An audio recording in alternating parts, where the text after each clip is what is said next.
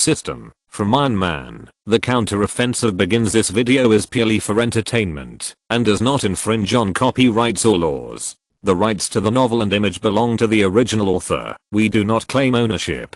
Don't like waiting and want to listen to this fanfic in full now? Subscribe to our Patreon, where you'll find the best fanfics. Chapter 51 Practice. Experience the world. Reading is a kind of practice, working is a kind of practice, and dealing with people is also a kind of practice. Luo Wen knows that he has a poor foundation. For example, in terms of knowledge reserves, he is far behind the elites of the main world. But Luo Wen also has a good advantage. Let's call it an advantage. That is humility. He will not stand on the moral high ground when dealing with anyone or anything, or think that he is the absolute authority. Don't do to others what you don't want others to do to you. He is more demanding of himself, always believes that diligence can make up for shortcomings, and dare not relax his requirements and constraints on himself. As for why he failed to get into college, there are many reasons, and it is useless to say more. It can only be said that Luo Wen may be enlightened late. When he was young, he could not remember any grammatical structure, subject, object, predicate, and pronunciation. What the hell is it? If he could be bound to the system earlier and solve the foreign language problem, his enthusiasm for learning might be much higher. As soon as Luo Wen entered this world with a more spiritual energy than Iron Man's spleen, he thought about how difficult the system tasks would be. He preset several plans to become the apprentice of Taoist Master Simu. As a result, Luo Wen, who was no longer the same as before, was a piece of glowing chalcedony in the eyes of the Taoists. Even if Luo Wen himself did not mention it, Taoist Master Simu, who saw him for the first time, would not let him go so easily. A dojo with abundant spiritual power is a resource, natural treasures are a resource, and sect inheritance is another. Similarly, disciples with extraordinary talents are also rare in the world of cultivation, and can even be said to be one of the most important resources. The difficulty level of the system task obviously does not correspond to the 3 years of learning Taoism, so it must be the so-called subduing demons and exorcising monsters attached to it. Luo Wen sat cross-legged quietly on his bamboo bed. Although the conditions were simple, he didn't know if his master, Taoist Simu, had set up some kind of formation barrier, but on a hot summer night, he actually felt a cool and comfortable feeling. Or was it because this place was low-lying, and the surrounding mountains and forests absorbed too much of the dryness? That's right, the current era background is the late Qing dynasty and the early Republic of China. There was no industrial revolution in the eastern continent. Naturally, the ecological environment was completely different from the main world. Baji, well, Jingjing, don't ignore me, I'll draw for you, okay? Outside the rustling window, besides the heavy shadows of trees and the whistling of the breeze, Brother Jiel in the bedroom, after completing his masterpiece, finally developed a good habit of living. He yawned at 9 o'clock and fell asleep on his bed. He smacked his lips and muttered to himself with a look of anxiety and distress. Obviously, he was yearning for the opposite sex and dreaming about Jingjing. Alas, he is indeed far away from the secular world, so his mind is simple. At the age of 22, he can't control himself when he sees a little girl. What you think about during the day, you dream at night. It's really good to be young. Luo Wen was calm as water, and he was thinking about the Maotian magic that Taoist Simu taught him during the day. Because Luo Wen's physical fitness is not only far inferior to the young and strong Jiele, but even Taoist Simu, who has practiced bodybuilding for many years, is more than 1 or 2 levels behind his little apprentice. According to him, Master Shi Jian, who practices thunder magic and has the best bodybuilding effect in the sect, can't be better than Luo Wen at this time. The Tao body is so domineering that it improves the quality of a person's body in all aspects, not just strength or physique, but the most critical nerve reaction speed and physical agility. Luo Wen is the leader of Maotian, and few people can compare with him. In fact, Taoist Simu had overlooked some things, but he was unable to verify them in time, and it was already late, so he let Luo Wen go. Of course, Luo Wen himself knew that his appetite was 10 times that of an ordinary person, and his endurance was far beyond the reach of ordinary people. With each exercise, the spiritual power between heaven and earth, attracted by the energy affinity, quickly gathered towards Luo Wen's body. Active transformation is of course much stronger than passive absorption. Feeling the increasingly full tension in his body, and the sense of power surging from his body, Luo Wen was immersed in it, and was very happy and excited, but he did not have the urge to roar to the sky. His introverted personality destined Luo Wen to be unable to do such a bold act. Maotian Talisman. The world is so big, that everyone knows it, and everyone knows it. The ability to subdue demons and monsters is even more a model of Taoism, and few other sects can compare with it. It's not that other sects are too weak, but because thousands of years ago, the spiritual power of heaven and earth has been gradually exhausted, and is not as good as before. Those sects that only rely on magic, or refining weapons and alchemy, have gradually become weak and their mountain gates have been dilapidated. Without the powerful masters and elders, how can ordinary mortals respect and serve them? The spiritual objects of heaven and earth are becoming increasingly rare, and only those with high cultivation can escape from the dangerous polar regions. Without reputation, how can the disciples of wealthy families come to worship? How can the cold Taoist sect, which does not produce, and does not deal with mortals, not be in such a dead cycle, gradually weakening and then the inheritance is cut off? However, the Maotian sect is very different. There is also Langhu Mountain, which is also famous for exorcising demons. The Jezhao sect was also glorious for a while, but in the long process of history, except for Langhu Mountain and Maotian sect, the Jezhao sect has closed its mountain gate for hundreds of years, and I'm afraid that there are no disciples and successors. The world is full of obstacles, and the people are living in misery. The Taoist sect, which was originally responsible for maintaining the great way of heaven and earth, now has disciples walking in the world except for the Maotian sect and Langhu Mountain. It has been basically unheard of that other sects have descendants coming out of the mountains to save the world.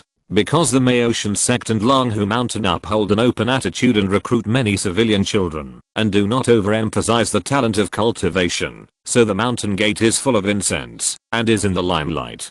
During the day, Taoist Simu not only taught Luo Wen the Taoist practice method Maotian Zhengfa, but also gave him a palm-thick Maotian Shufa Zhengji for him to comprehend and learn on his own. This book is of course a rubbing, and the original book is enshrined in the book collection pavilion of the Maotian sect, and is guarded by the elders of the sect. After the two old naughty boys played in the morning, Taoist Simu, who had the upper hand, did not forget to teach his new disciples, making talismans, making tools, seals, formulas, and a lot of them. The cultivation level is only the second realm, the soul nourishing realm. Those below the golden elixir realm are all mortals. Without the golden elixir running, the energy is automatically converted into endless spiritual power blessing. The entering Deo realm, the soul nourishing realm, the soul condensing realm, and the heavenly man realm are all limited by the lack of spiritual power in the body, and need to rely on more external objects to induce the great power and rules between heaven and earth, and stimulate the power of the magic that they have mastered.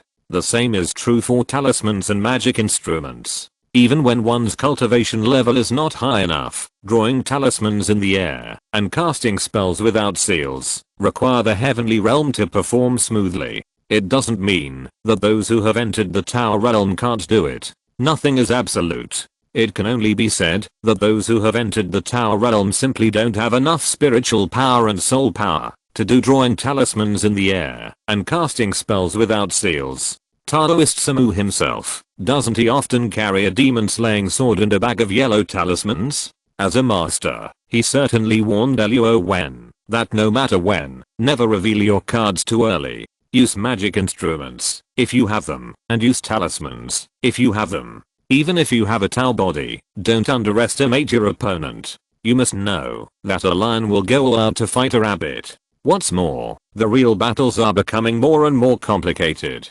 Luo Wen's ability to cast spells without seals and draw talismans in the void greatly stimulated Taoist Simu. Casting spells without seals and drawing talismans in the void are indeed based on spiritual power cultivation as Taoist Simu said, but the most fundamental thing is talent, strong soul power and strong spiritual consciousness. Otherwise, without the help of paper and pen, how can an ordinary cultivator arrange spiritual power? to construct complex Tao patterns, and communicate with the laws of heaven and earth to cast spells smoothly? Who doesn't want to cast spells faster? Who doesn't want to carry those external objects that affect the battle? But Taoist Simu can't do it? Genius. A true genius. Haha. Chapter 52 Breakthrough. At night, some people are sleeping, some are working hard, and some are doing evening classes, using another way to strengthen their soul power, such as the diligent and muttering Master Ikyu, Elder Siripatra, Mahamogalana, Mahakasapa. Bang, bang, ding. While reciting scriptures, they beat the wooden fish and the copper bowl in rhythm. I don't know what others think. Luo Wen feels a sense of peace of mind and Buddha's light, which makes people bathe in light and peace. Warm all over, very comfortable. But for the Taoist Simu, whose window faces Master Ikayu's Sutra Hall, this is a torture that makes people angry with their souls, because he is a cultivator. How could he let the Buddha baptize his thoughts? Isn't this forgetting his ancestors? Different sects, plus incompatible horoscopes. No wonder Taoist Simu and Master Ikayu started quarreling with each other as soon as they met. Unlike Luo Wen, he didn't care whether the cat was black or white, as long as it could catch mice. It was a good cat.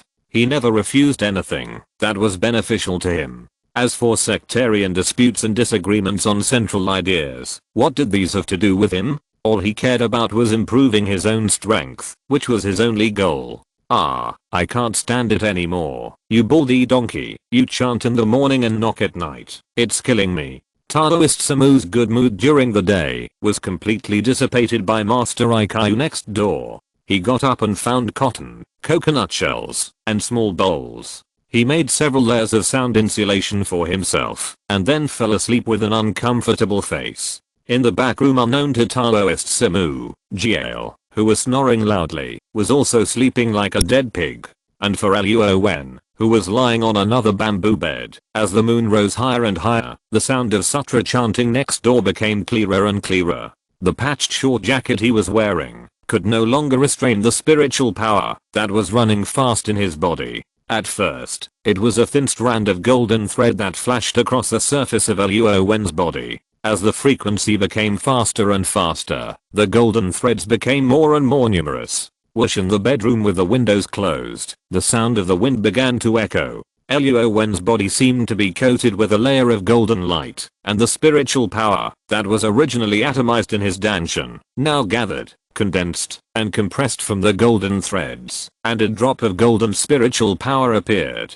2 drops, 3 drops, and more. English, deep in his brain. It was not the brain tissue, but the empty sea of consciousness. In the void, the barriers of chaotic aura gradually faded away, and in the middle was Luo Wen's conscious soul. The soul, which was originally empty and invisible, now seemed to have a hazy shadow, which seemed real and illusory, as if it was separated by a layer of fog, and could not be seen clearly. But as time went on, the fog gradually dissipated, and a shadow that was exactly the same as Luo Wen's physical appearance actually emerged in the empty sea of consciousness. Is this the soul condensation state that Master Simu Taoist said? The black shadow opened his dark eyes, but golden light shot out from them. After a brief moment of doubt, he closed his eyes again, just like a Taoist priest in meditation. There was no movement, but his body gradually turned towards the solid direction, and the hair, skin, and details became clearer and clearer. Of course, this process was not that fast, and now there is just such a trend. Was it windy last night? Why do I suddenly feel so cold while sleeping? Jiao woke up from his bed, rubbing his eyes. The thin quilt that had been covered tightly on his body at some point made him full of doubts. In this season, he usually put the quilt under his body at night. Why did he wrap himself up? No way. Are there still thieves visiting our remote and desolate place? Jiao turned his head and glanced at his junior brother lying flat on the bed. He saw that everything was normal with his nose still slightly moving. Nothing unexpected happened. He was probably still sleeping. He didn't wake him up on purpose. He just walked to the desk in a hurry. Fortunately, although the room was a mess, as if someone had rummaged through the cabinets, but the cartoon portrait pressed by the paperweight still remained the same as before going to bed last night. a young man kneeling down and pinching his ears, and a girl with her hands on her waist holding a cane, cute and sincere. After the guidance of his junior brother Luo Wen, Jiao felt that it was very meaningful. He not only helped with the coloring, but also prepared a gift for himself. With chocolates and flowers. Jingjing will definitely forgive me. Haha. Jiao, with a silly smile, took out a box of heart-shaped chocolates from the bedside table, thinking that it would be better to go outside the house to find some of the most beautiful and fresh wildflowers in the morning, and then apologize to Jingjing. The thing in Jiao's hand was a gift from Luo Wen to his senior brother. No one would think that he didn't know the rules at all, right? Besides, Luo Wen explained to Taoist Simu that he was an overseas Chinese who returned from overseas. Naturally, he couldn't come empty-handed. Luo Wen took out a large backpack from his portable storage space as soon as he saw him. Senior brother, why are you grinning here so early in the morning?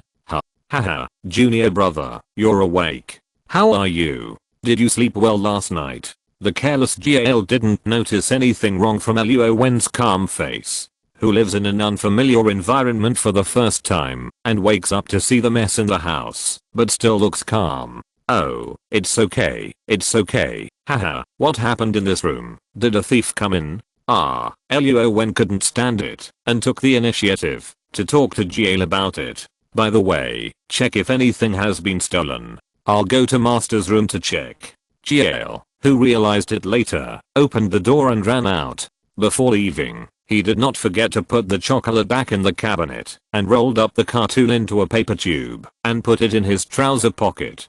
Haha, this senior brother is really a simple-minded person. In his world, maybe at the beginning there was only the master, Taoist Simu, and now there is another Jingjing. I just don't know what position Master Aikaiu and Luo Wen can occupy in the heart of this pure and honest jail. Luo Wen, with a helpless look on his face, had to start cleaning up the room that was messed up by his senior brother before he came back. System, open the personal panel. Host, Luo Wen race, human, level 0 technological civilization carbon-based creature, ability, strength 30, ordinary people 1, agility 30, ordinary people 1, physical strength 30, ordinary people 1, spirit 30, ordinary people 1, realm, soul condensation realm, Maotian Zengfa, talent, energy affinity, given by the system, vitality, 200 years trading points.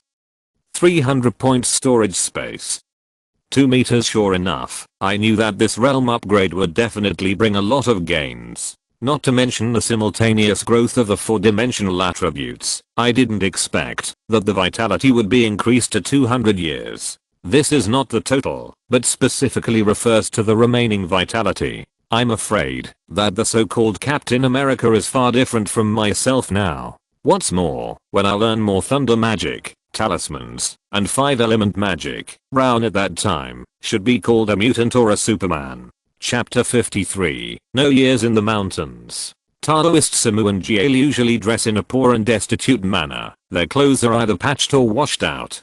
Compared with Master Aikaiu next door, Luo Wen and his 3 disciples are more like ascetic monks. In fact, after living together, Luo Wen gradually understood some details. For example, his master Taoist Simu was always busy outside. After accepting Luo Wen as his disciple, he stayed in the temple for half a month, which was rare. After that, he ran out in a hurry to take orders to make money, looking like he was born to work hard.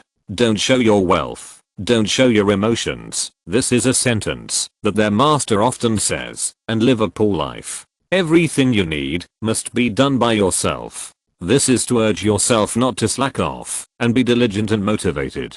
It is also the way of practicing in the world of Maotian sect. Master Aikaiu next door, after returning on the same day as Luo Wen, did not travel far for a month. He basically treated people in nearby villages and returned on the same day. I heard from Jingjing that his master planned to live out his life here until he passed away. Their daily life was to work and then practice. Morning and evening classes were indispensable. Luo Wen was the most diligent and studious among the 3 peers. He went out for jogging, exercising, chopping wood, and carrying water before dawn, which made Jiao very happy. On the other hand, every time Taoist Simu came back to test the results of his practice, he would either shake his head and sigh at Jiao, or be disappointed with him and strictly urge him to practice more every day. As soon as Taoist Simu left, Jiao's mind started to become wild again. He either went to play with Jingjing, or dragged Luo Wen to play games, draw pictures, and have picnics together, or they practiced martial arts together and competed in hand and foot skills.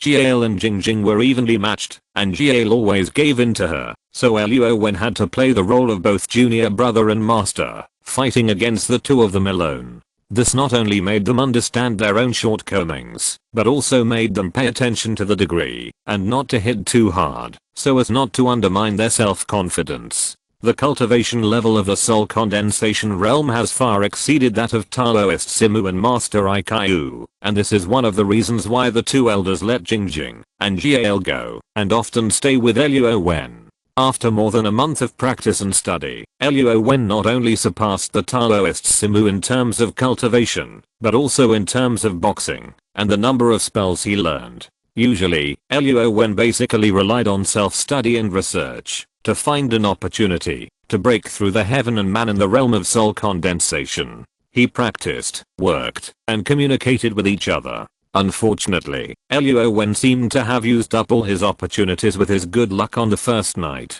Or, the bottleneck and shackles he felt vaguely were due to the lack of spiritual power between heaven and earth, which always prevented him from taking the last step. Only by continuing to accumulate and polish will it be a natural thing. Bang, whoosh, the axe raised high was shining with tiny spots of light. Looking closely, I found that it was Luo Wen's muscles. A layer of fine sweat beads reflected the light in the sun. The short coat and trousers were made of coarse linen, and he was wearing a pair of black cloth shoes on his feet. The soles were handmade and the uppers were strong and durable. This was the gift from Xiao Jingjing to Luo Wen. The two of them called each other brother and sister.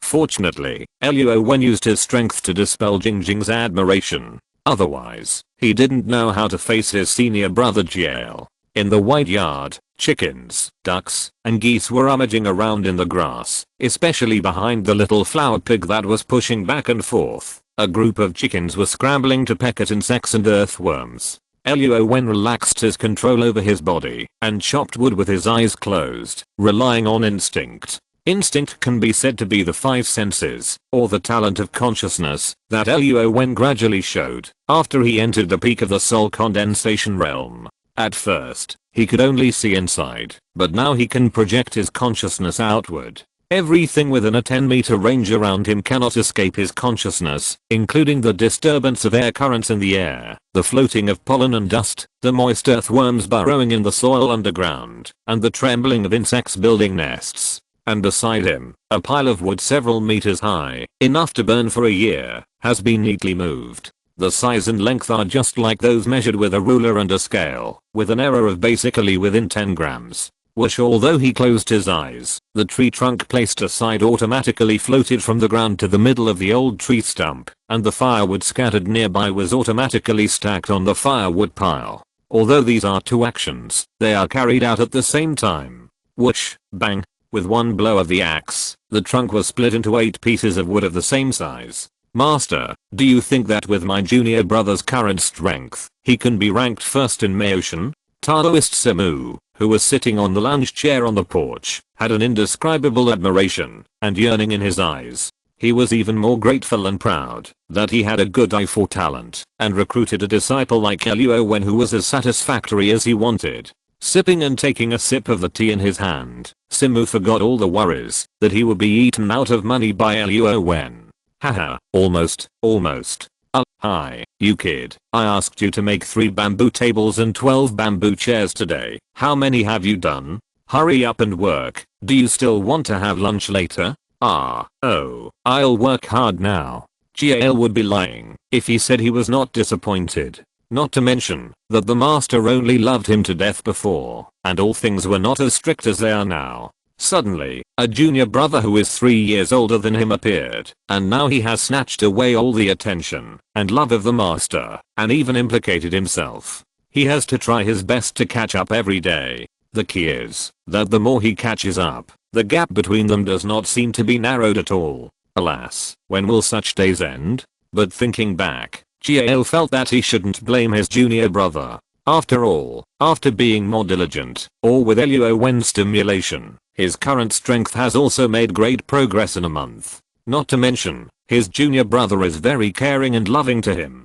He thinks of him first when there is something good. When the master blames him for being lazy, he will plead with the master. And if it weren't for his junior brother rejecting Jing wouldn't be getting closer and closer to him now. Master, senior brother, it's almost noon. I'm going to make lunch first. Luo Wen wiped the sweat from his face with the towel on his neck. A full 5,000 axes had been chopped. It's not that Luo Wen was tired from working, but the prepared tree trunks were all chopped within 2 hours.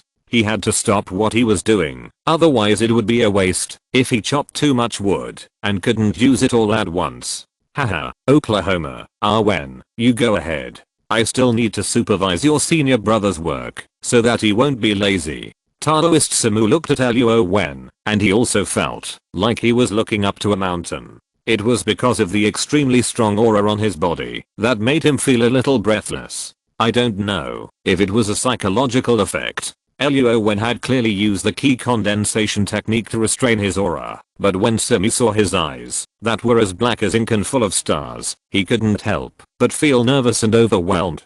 Fortunately, Luo Wen nodded and turned to go to the kitchen in the backyard.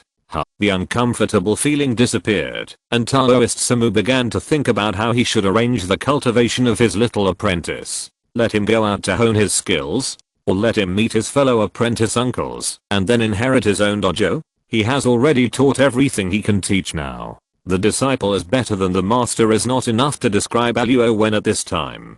It can only be said that it is a great honor for Simi to accept Luo Wen as his disciple. Oh, it's so annoying. With such a demonic disciple, Taoist Samu is a little at a loss. Chapter 54, Taoist Kaian. In the original plot, Master Ikaiu and Taoist Samu had a very funny fight. Taoist Samu should have used puppet soul stealing technique, while Master Ikaiu should have used puppet manipulation technique. The principle is to use the person's personal belongings, or the breath of the shadow. In short, as long as it is related to the person's soul consciousness, it can be used with magic tools and magic to achieve the purpose of controlling the body of the person being cast. However, there is a prerequisite, that is, the other party's cultivation must be lower than oneself, or not much different from oneself, in order for the other party to be successfully soul-stealed, and then become a body whose life and death are controlled by the person who casts the spell. Luo Wen also learned many magic spells, and after reading the Taoist Samu's secret scroll, he realized what means they used in the plot.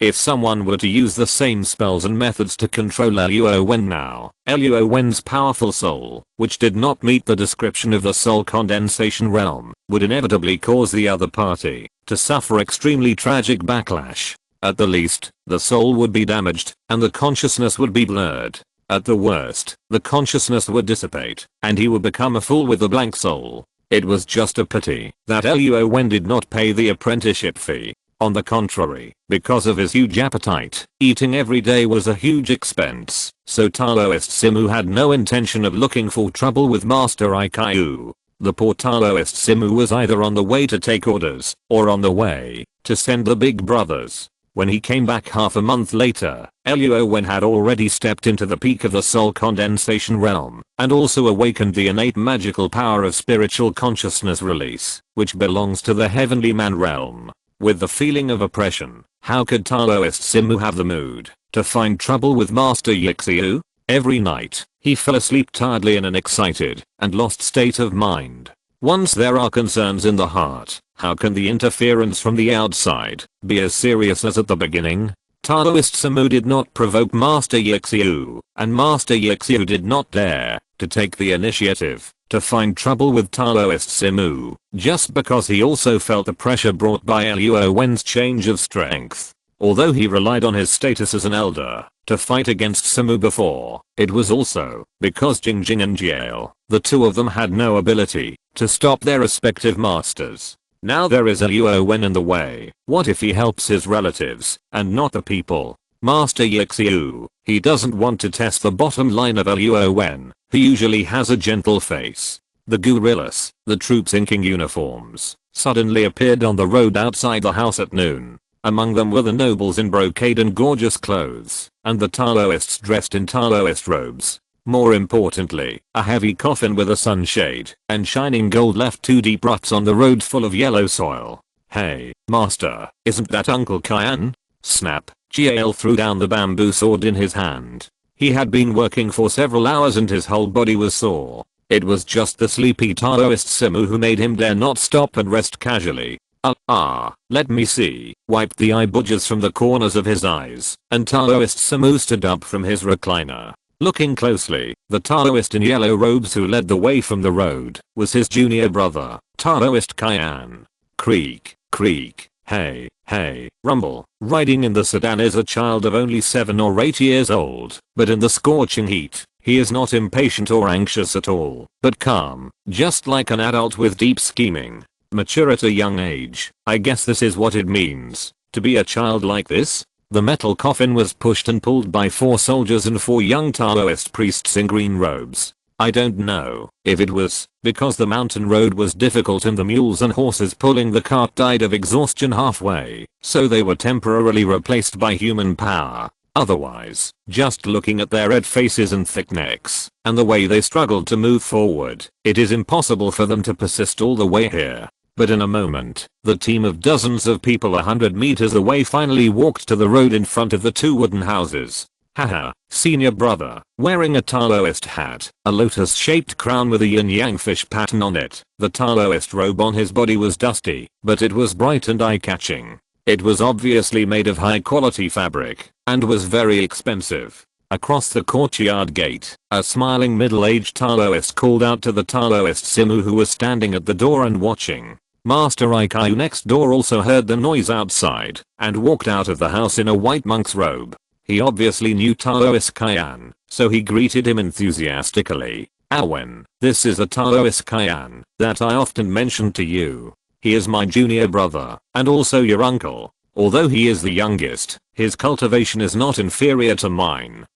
Of course, when you greet him later, don't show off your cultivation. You should remember the humble teachings that your master told you." "Yes, master. Master, stop chatting with your junior brother. Uncle is almost here. Aren't we going to greet him?" Taoist Kyan is obviously respected by Jiel. Perhaps it is because of his sudden appearance that Jiel was saved from the sea of suffering. This is another reason. "Why are you in a hurry? I'm the senior brother, and he is the junior brother. Of course, he should come to greet me first. Okay, let's go out." After not seeing each other for many years, it is obviously unrealistic to say that Taoist Simu doesn't miss his junior brother. At this time, he didn't keep his attitude, and walked in front of Jiel and Luo Wen. TSK, an old naughty boy who doesn't say what he means. "Brother, long time no see, are you doing well?" "Master, hello. Well, brother, you have come all the way here. You must have worked hard." "Master Kyan, Amitabha.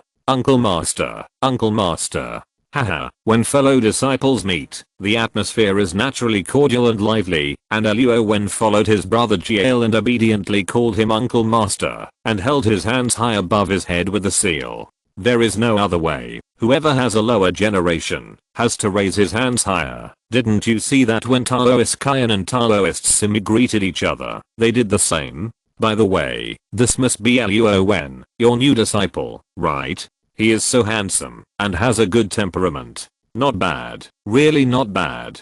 Haha, that's right. I was also saying, when I would bring Aben to visit you in Beijing, I didn't expect it to be such a coincidence that you would come to your house suddenly. Is it for business this time? Taoist Simu did not tell Luo Wen much about Kyan's character, but he only said that among the elders in the sect, the one he should pay most attention to is his great uncle Shijian, because he is the acting head of the sect, has a bad temper, and is weird and eccentric, and not easy to deal with. Facing Uncle Kyan at this time, Luo Wen also adopted the attitude he would face his own elders, with his head lowered, and his eyes submissive, and he looked like he was obediently following his instructions. Well, senior brother is right, and since it is related to royal secrets, I will not say more.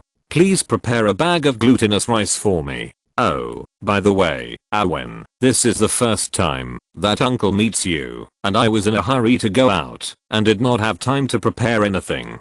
This jade pendant is a work of my spare time. Just consider it as a meeting gift. Please don't despise it. Taoist Kyan was generous. Without saying much, he took out a mutton fat jade tied with a red rope from his arms. There were runes engraved on it, and there were faint fluctuations of spiritual power.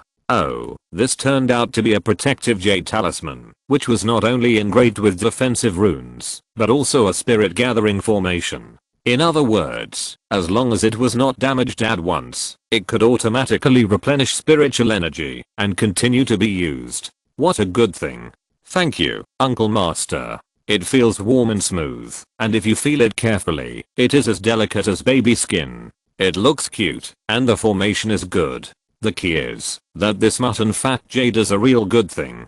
Luo Wen's impression of this Uncle Kyan instantly changed from unfamiliar to friendly and full of goodwill. He is so generous, and seems to be a very upright person. Luo Wen couldn't help but have some respect for Taoist Master Kyan from the bottom of his heart. Oh, no wonder Brother GL became so excited when he saw him, even happier than seeing Taoist Master Simu. So that's how it is. Jialen, go and prepare sticky rice for Uncle Shi. Hey, junior brother, I don't want you to use this thing on the way. Well, thank you for your concern. I will be careful. Get the sedan, let's go. Senior brother, master, see you later. A hoarse duck voice came out from the mouth of a small mustache steward, which made people feel goosebumps all over their bodies. Taoist Kyan also made a seal with his hands and said goodbye to a group of people. Junior brother, take care on the way. Uncle Shi, take care. Well hey, the team that was resting under the big tree far away on the road set off again, while Luo Wen was in a state of uncertainty, not knowing whether he should remind Taoist Simu, or wait until night, to go alone and rescue Uncle Shi from the zombies of the frontier royal family. Well, after all, he accepted the generous gift from Taoist Kyan, and it was not right for him to stand by and watch him die, right? Luo Wen already had a plan in mind, and he just watched his uncle turn around and leave. He didn't speak suddenly, to avoid arousing suspicion from anyone. If you're listening to this novel on a channel other than Fanfic World, it means they downloaded and uploaded it without effort. We cordially invite you to visit our channel, Mundo Fanfic Novelos. There you'll find the original version of this story and you can explore many other novels of various genres. We're waiting for you to immerse yourself in a world of incredible novels. Chapter 55 Zombies. As the saying goes, humans and ghosts are different, and a gentleman should not talk about strange things. Luo Wen, who grew up in a modern civilized society, did not believe in these things at first. However, the god-level system of the aliens traveled to the real-world Marvel universe, and then came to the zombie world of this parallel universe. On the first night, he killed a large number of strange animals. Luo Wen's concept finally changed. The theory of ghosts and gods still exists in different worlds, but there is nothing to be afraid of. Where there are ghosts, there are gods. Where there is yin, there is yang. As long as you are calm in your heart, everything can be solved. It was dark and windy, and suddenly a strong wind began to blow in the sky, and the trees and crops planted were blown all over the place, crackling. Electric snakes danced wildly. Thunder roared. Oh, master, it's raining so hard, junior brother. This is the first rain since you came. Jialing, with an excited face, expressed the pleasure of a long drought and finally getting rain, and his face was full of joy and happiness. Wow, it's getting heavier and heavier. It seems that God has drunk too much water. Oh, this senior brother is really simple like a fool. Luo Wen did not express any opinions, but just stood in the corridor, looking at the rain in front of him, and fell into deep thought. Now seems to be the precursor of the life-threatening test faced by Taoist Kyan and his party. Humph, don't panic when things happen. Have you forgotten my teachings to you? Then Jialing, why do you want to know? Taoist Simu, with a worried face, did not notice the abnormal expression on Luo Wen's face, but just looked at the rolling thunder. His heart was full of worry for his junior brother, and it happened that Jialing, this kid, didn't know the situation, and bumped into his gun. Jialing deserved it. Haha, oh, it's snowing. Snowing means God is having diarrhea and defecating. Huh. Then thunder is God farting. Windy is God breathing heavily. So tell me, what is an earthquake? Tell me. Taoist Simu and Jiel are indeed a master and apprentice who are like father and son. One is unruly and the other has a child who never grows up in his heart. Both of them are pure-minded, without many bad intentions, and can joke around at any time and anywhere. Earthquake. Earthquake means we have to find a place to hide. Good night, master. Junior brother, I'm going back to my room first. Bye. Jilen, who finally sensed that Taoist Simu was in a bad mood, ran back to the back room. Taoist Simu, who was standing at the gate, did not chase him to scold him. Alas, junior brother, I hope everything goes well for you. May the ancestors bless you. Master, Luo Wen, with a serious face. It was very rare for Taoist Simu to find him with such an expression. I always feel that something is wrong with the golden coffin today. Oh, tell me what you think. The copper horn line seal still cannot stop the corpse gas in the coffin from leaking out. Even if Master IQ suggested removing the awning, it will not be of much help to reduce the corpse gas through the golden coffin. Now we are suddenly hit by a storm. What if the ink line melts? I'm afraid. No, what should we do now? It was raining heavily, and Taoist Qian did not say which way they would choose to return to Beijing. Taoist Simu also regretted not asking for the details, which made him very passive now. It was all because of that sissy manager urging them to go back and reincarnate. There are only 2 roads to the capital. They are carrying an extremely heavy golden coffin, so it is impossible for them to go too far at this time. I'm fast, so I will run to Gao Shiren first to take a look. Master, you go to the main road in the direction of Pinggan Town. If I don't find it, I will go back and meet you. Taoist Simu looked at his close disciple, who was very sincere, and felt very relieved. However, Luo Wen has only been a disciple for more than a month. Although his cultivation and magic have entered the ranks of experts, how is the actual combat still to be verified? What if there is an accident? Won't this genius disciple be involved? Master, don't worry too much. If I find that something is wrong, I will signal you immediately. Time waits for no one. If we delay any longer, the danger of my uncle and the others will be greater. Let's set off now. Alas, Taoist Simu didn't know what to say about Luo Wen's sincere respect for his teacher. Moreover, he should put his knowledge into practice. This is also an opportunity to verify his learning results. It is even more impossible for him to let Qian be in danger while he does nothing. Okay, now I'll do as you say. You take my demon slaying sword with you. If you encounter zombies, you must focus on fighting and wait for my support. Remember. Taoist Simu turned around and went back into the house. He took out the magic sword enshrined on the altar and handed it to Luo Wen. He loved his disciple so much that he even gave his own magic weapon to Luo Wen. The meaning was obvious. Without saying much, Luo Wen took over the demon slaying sword from his master, put on a straw raincoat, and rushed into the rain. Taoist Simu went to the back room and called Jiel to watch the door in case Taoist Qian and his party would send people back for help.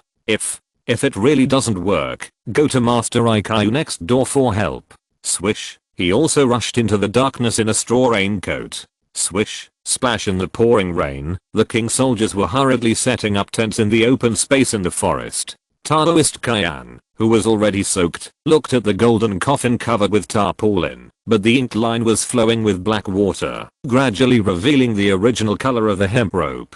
Taoist Qian had no choice but to wait anxiously for the tent to be set up, so that he could hide from the rain and take some remedial measures. Alas, the rain came too suddenly and too violently. Okay, someone tied ropes in the rain and set up the first rainproof tent. Manager Wu, can you let the coffin go in first? Having received the emperor's favor, Taoist Qian had to lower his attitude, and his tone was quite pleading and humble. Why? Manager Wu, who had a mustache and a face full of white powder, pinched his orchid fingers, gave people a feeling of perverted disgust, but he himself did not think so. Instead, he questioned in a condescending manner, because the ink line has begun to melt. The seal. No. But if you wait a little longer, the one in the golden coffin Wait a minute, but not now.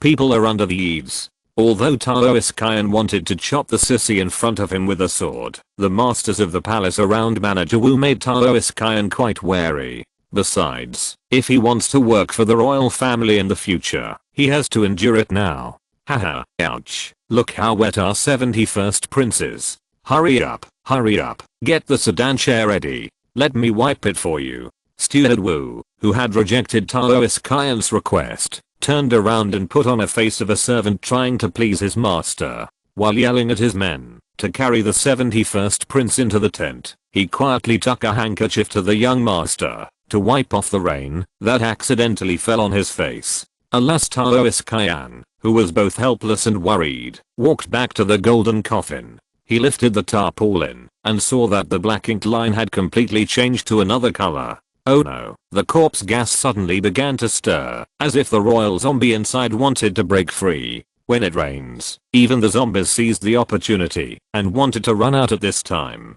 Okay, quick, come on. A few more people, push the coffin into the tent. No matter what, do your best and leave the rest to fate. Taoist Kyan made a seal with his hands and began to pour spiritual power into the ink line on the golden coffin to maintain the seal. His disciples, the east, south, west, north, and forking soldiers also pushed and pulled, trying to get the coffin into the tent as soon as possible so that they could go in and take shelter from the rain. Hey, 1, 2, 3, push hard, 1, 2, 3, push. Shouting the slogan, gritting teeth and exerting strength, but the coffin, which was already extremely heavy, was now stuck in the mud. How could it be so easy to move? Whoosh, whoosh. Suddenly, the heavy rain in the sky stopped as if someone had turned off the faucet, and there was no movement at once. The wind stopped, and the rain stopped. Too strange. Why did the rain stop suddenly? Come on, push harder. Okay. Hey, come on, push harder. Crack. When everyone was in high spirits, the coffin carriage also broke free from the mud. Unfortunately, things did not go as planned. They only needed to hold on for a while longer. When they could walk 10 steps and pull the golden coffin into the tent, crack. Or thunder dragon fell from the sky and struck the golden coffin in the center of the open space. Chapter 56 Zombies 2. The forking soldiers holding the golden coffin had smoke coming out of their heads and their bodies twitching. With a bang, they were blown several meters away and fell to the ground with their hair hanging down. Their eyes were wide open, their facial features were black, and they smelled of burnt meat. Dong Nank Subi, who saw that the situation was not right, was quite flexible and loosened the wet hem rope in advance. However, the seal on the golden coffin that was hissing had been destroyed by the power of heaven and earth and had completely lost its effect. Taoist Kyan, who was holding the seal, also turned pale and felt the backlash. Oh, what's the matter? Thunder was rolling in the sky. How could mortals not be afraid? The 2 imperial guards standing at the door to protect the 71st prince quickly hid their weapons behind their backs, fearing that the thunder god would be attracted to them by the metal. Oh my, someone's dead. How horrible. The duck-voiced Wu Guanxi lifted the door curtain and saw the situation clearly. He patted his chest and quietly hid in the tent. On the open ground, the king soldiers who were originally busy were also terrified. They dared not continue their actions, fearing that the next thunder would hit them if they made a rash move. Creak. I don't know if the seal was lifted or the zombies in the golden coffin were filled with electricity by the thunder, but they actually stretched out their hands to push the coffin lid outward. The metal lid weighed at least hundreds of kilograms. Under his push, the copper nails exploded, not to mention that the ink lines that emitted a hazy golden light were also broken one by one and no longer had any effect on suppressing the seal. Hiss, the zombie that had already transformed was about to run out of the golden coffin. The ordinary people present, as well as the masters of the imperial palace, all took a deep breath unconsciously. Quick, bring the rope over. Yes, master. Fortunately, in addition to ordinary people, there was also the specially hired Orthodox Maotian descendant, Taoist Kyan, and his 4 disciples. Dong Nank Sixi took out a 3-finger thick hemp rope from the luggage. With the help of Taoist Kyan, who jumped onto the golden coffin, he skillfully tied the golden coffin with the rope. Hoo-hoo, dong, except for the loud panting and the sound of his own heartbeat, there was an eerie silence in the scene. Did the zombie in the golden coffin suddenly give up the action of escaping? Bang. Not giving up, but accumulating strength. With a bang, the thick hemp rope, Taoist Kyan who was pressing on the golden coffin, and the golden coffin were broken, and flew into the air. No, step back, the zombies are coming out. The person was in midair, and Taoist Kyan's already injured body was unable to react in time. He was unable to move to the side immediately. Instead, he sat down firmly on the muddy ground. The sound of wind pierced his ears. He looked up and saw the extremely heavy coffin lid hitting Taoist Kyan's head. Ah, master. At the critical moment, Taoist Kyan sat back half a step, and the coffin lid squeezed the flesh on the inside of his thigh, making him cry out in pain involuntarily. Fortunately, the thing that passed on the family line was not crushed into meat paste. Whoosh, the white corpse cold air visible to the naked eye rose from the coffin, and the green-faced and fang-toothed man wearing a dragon python robe and a flower feather hat looked like an orthodox zombie. Ah, help, zombies are coming out, zombies are coming out. The scene became extremely chaotic at this time. The king soldiers who were shouting were also frightened by the zombies. Some disciples tried to pull Taoist Kyan up, and some were hit by the huge force and lay on the ground and couldn't get up immediately. As for those stragglers, they were all timid and didn't know what to do. Only the imperial guards guarding the tent of the 71st prince increased from 2 to 4. Evil beast, watch out for the sword. No. Amid the exclamation of Taoist Kyan, the eldest disciple with a righteous face took out the peachwood sword and rushed up. However, this zombie with the luck of the royal family was not an ordinary monster. He was not sure about his cultivation in the soul-nurturing realm, let alone the 4 disciples who entered the Dao realm. The zombies with stiff limbs, but clear eyes were transformed after death due to resentment. Standing on the golden coffin carriage, they showed no fear of the Maotian disciples waving peachwood swords. Instead, they stabbed with their 10 fingers. Seeing that Adang, who was wearing a green Taoist robe, was about to die at the hands of the zombies, there was a sound of fluttering clothes. Luo Wen, who had been hurrying for almost 20 minutes, finally arrived at the tall trees. Bang, roar. Luo Wen kicked with a flying kick, as if he had kicked an iron ingot. But his current strength was no longer the same as before, let alone being hurt by the reaction force and breaking his leg bones. The ugly royal zombie with green face and fangs was kicked into the dense forest dozens of meters away in the unbelievable eyes of Taoist Kyan. After a shrill howl, the black shadow jumped and disappeared under the cover of darkness. Hoo-hoo, that was a close call, that was a close call.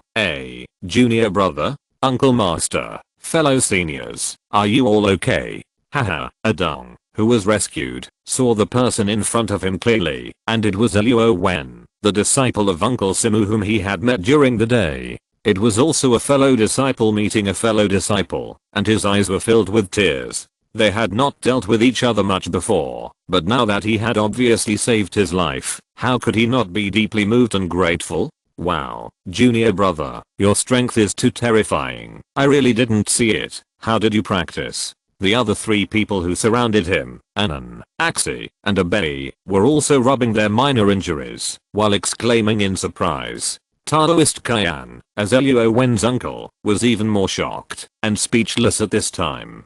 Luo Wen suddenly appeared just now, and then kicked the royal zombie seriously. The aura he inadvertently leaked out was obviously higher than the momentum of the soul condensation realm above the soul nurturing realm. Zombies are roughly divided into several levels. Purple zombies, black and white zombies, green zombies, hairy zombies, flying zombies, wandering corpses, crouching corpses, and incorruptible bones. As for what else is above, it is not so important. After all, it is difficult for 1,000 years to produce an incorruptible bone. If a zombie transcends incorruptible bones, it should be called a zombie god. But the zombie that was kicked away by Luo Wen just now was a green zombie. Brother, what kind of monster is your new apprentice? The appearance of Luo Wen has obviously changed the plot from here. He has no idea how it will develop later. but compared to relying on the familiar plot to gain more benefits, Luo Wen still feels that people still have to have some feelings and humanity. After all, Taoist Simu is good to him, and Taoist Kyan gave him a gift when they met for the first time. Of course, he can't just stand by and watch him die. Uncle Master, I just sent a message to my master Viling.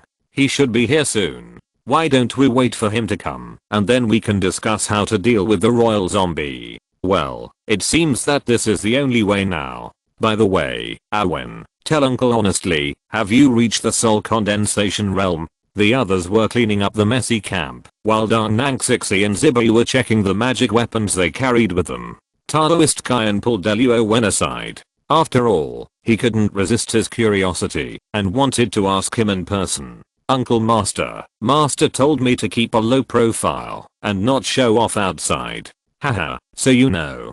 Oh, I see. Alas, thanks to your timely arrival, otherwise, I'm afraid this forest will be our burial place tonight. Taoist Kyan, who was still afraid, patted Luo Wen on the shoulder affectionately. In addition to gratitude and appreciation, there was a hint of excitement for the rise of Maotian.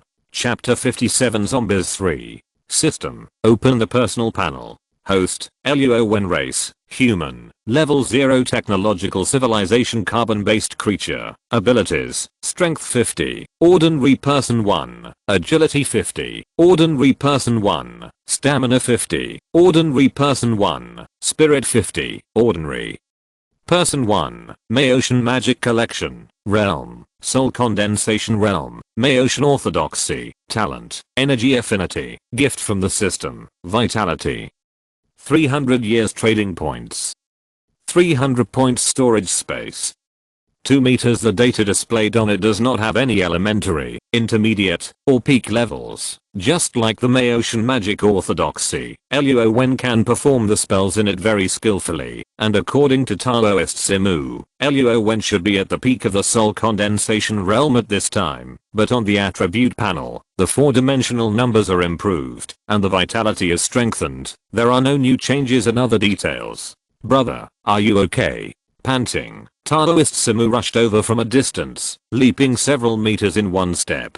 Seeing the golden coffin upside down on the ground and the broken carriage, he guessed something in his heart. After carefully looking at Luo Wen's body and finding nothing wrong, he quickly pulled Taoist Kyan and looked around him. Uncle Master, brother, it's a good thing that Awen came in time, otherwise we would really be finished.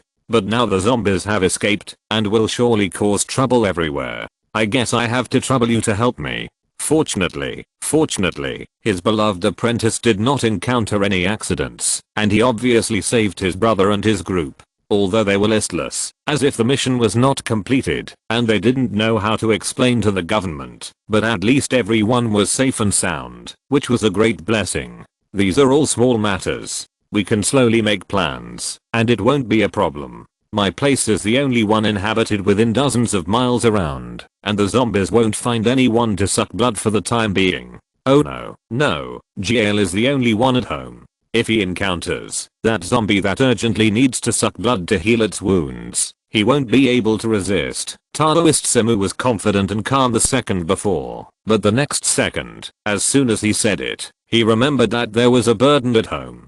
GL is not like Luo Wen, who is powerful and extremely cautious and steady in doing things. Taoist Kyan has just told him that after severely injuring the zombie with a kick, he did not say to pursue the victory, but waited for him to come obediently. It's really that the little disciple makes people feel at ease, but the big disciple makes people worry. Master, don't be so nervous. Master Ichikai, who is next door. He won't stand by and watch us die. We still have time to rush back now. Oh, yes, then you go back first. Your uncle and I will be there later. Taoist Simu also knew that Taoist Kyan had the responsibility to protect this group of people, so he had to tell Luo Wen to let him go back first. Taoist Simu himself could only stay with Taoist Kyan. After all, his legs were injured, and the formation backfired. There was not much spiritual power left in his body. It was not good to abandon them. What if this side was attacked by zombies? Wouldn't it be a waste of all the hard work to rescue? Luo Wen followed the arrangements of his master and turned around to rush back to the dojo. But when he was about to get home, he suddenly felt a touch in his sea of consciousness, like an intuitive warning from his mind. But the direction of the warning did not come from the dojo with swaying lights in front and jail, Master Aikyu and Jingjing who were anxiously waiting at the door, but from behind him, that is, Taoist Kaian and Taoist Simu who had left Luo Wen. Oh my god, could it be that bastard knew that I was going back, so he came back to find my master and the others? No wonder I always felt something was wrong when I was walking back.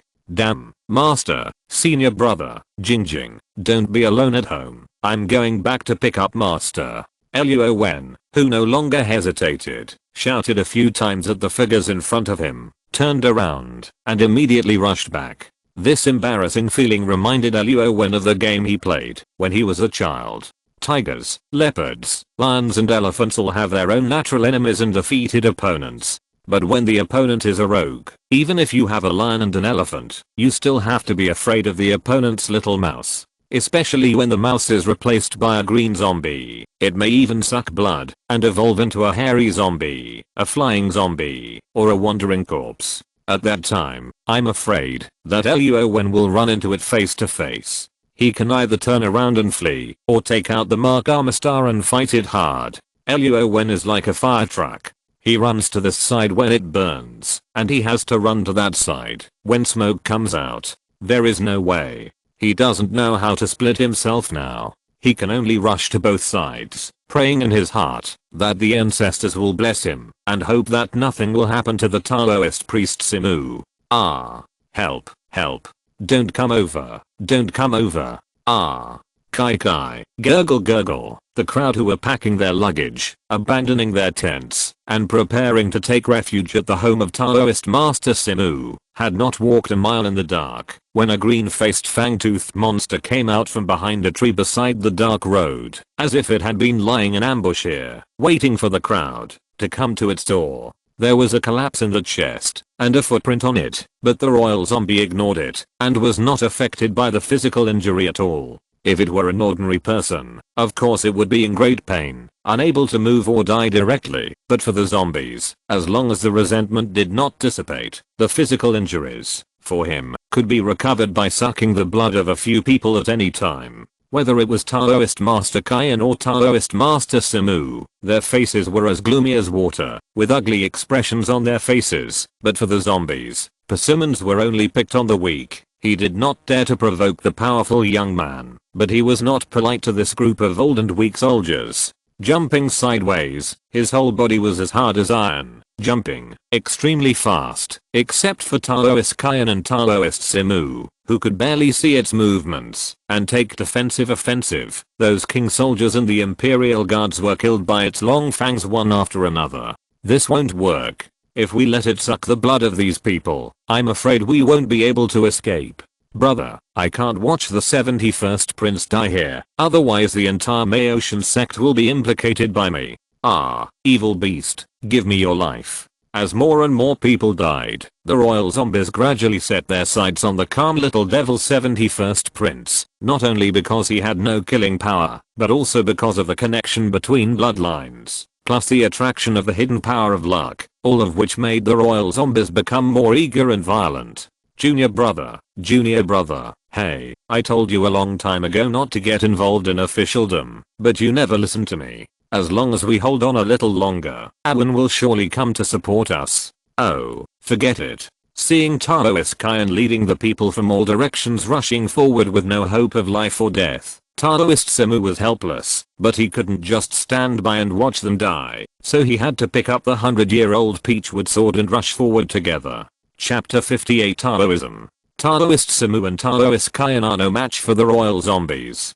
Especially after sucking blood, the green zombies are even more powerful, with hairs protruding from their bodies. Is it going to advance to the hairy zombie? This is in the wilderness, and there is no condition to set up a formation or set up an altar. After all, the battle is fierce now, and the royal zombies will not give them this opportunity. The magic weapon in their hands has a certain restraining effect on zombies, but they dare not attack too hard because their peachwood swords have been broken in the southeast, northwest, and they can only retreat to the side and use sticky rice to eliminate the corpse poison on their arms. Taoist Simu gave his demon-slaying sword to Luo Wen for self-defense. He was in a hurry to go out, so he didn't care about taking the treasured big sword because it was too heavy. How could he hurry on the road? Clang, dang, puff, ah. The last palace guard who used double hooks was also pierced through the chest by a zombie. He turned his head and died while the zombie held his neck and gnawed on him. Oh, someone is killing someone. Someone is killing someone. Taoist priest, help me. Steward Wu, who cried for help loudly, snuggled up to the 71st prince. Taoist priest Kyan, with disheveled hair and exhausted magic weapons, also had both hands injured and infected with corpse poison. He was helpless and could only watch the royal zombies walk towards the 71st prince step by step, with bloodshot eyes. Uncle, I'm sorry. 71st prince, don't, come back soon. The little devil got up from the sedan chair and pulled out a close-fitting dagger. The gem on it was dazzling, but when he rushed to the zombie and stabbed it desperately, all he heard was the sound of metal clashing. Except for a few small holes in the python robe, the dagger that could cut through iron like mud in the past had no killing power at all. Wind, fire, thunder and lightning, hurry up as the law commands. Thunder is coming. The hesitant Wu Guanxi arched his, but to snatch the little devil back from the zombie at the critical moment. The Taoist Simu, who was about to use the palm thunder at the risk of his life, suddenly heard a familiar voice. The sky was covered with dark clouds. It had been raining all night, and the moon was no longer visible in the dark night. At this time, except for the torches scattered on the ground, there was only the young man standing in the middle of the road with fluttering clothes. The golden magic power was condensed into Taoist patterns in the void. Along with Luo Wen's handprints and spells, the dark clouds in the sky began to surge. Crackling, squeaking. Electric snakes roamed, white lightning, purple electric snakes, began to flash continuously in the clouds. Roar. The eyes of the royal zombies with blood gushing out were filled with tyrannical and bloodthirsty murderous light. Facing the memory of the person who was injured not long ago, and the panic of the sky above his head, the fear from the depths of his soul, all made him want to temporarily avoid the edge. But the blood of his loved ones right in front of him stimulated his natural desire for power. Blood, blood. Roar. Yo hey, this bastard is not afraid of thunder? Thunder god and lightning mother, listen to my command. Command. With his hand pinching the sword finger, pointing to the sky, Luo Wen's own spiritual power was rapidly infused on the demon-slaying sword. At this time, it was emitting a dazzling golden light, as if it had some mysterious connection with the thunder clouds in the sky. A cold sweat was pouring down his forehead. The spiritual power in his body had been consumed by 80%. Damn, this spell is too mana consuming, right? But Luo Wen still pursed his lips and insisted. He didn't believe that this sky thunder spell would not be able to destroy a hairy green zombie. Crack. The speed of lightning was faster than the blink of an eye. The roaring royal zombie actually planned to use his body to take this sky thunder. As for the little ghost and Wu Guanxi, they had already taken the opportunity to run behind the Taoist Simu, and their legs were weak as they watched the drastic changes in the world in front of them. Boom. The silver thunder dragon seemed to transform into a dragon shape in the air. However, when they opened their eyes again, because the brightness was too high, the people around them all closed their eyes for fear of being blinded, but they had already missed the most exciting moment.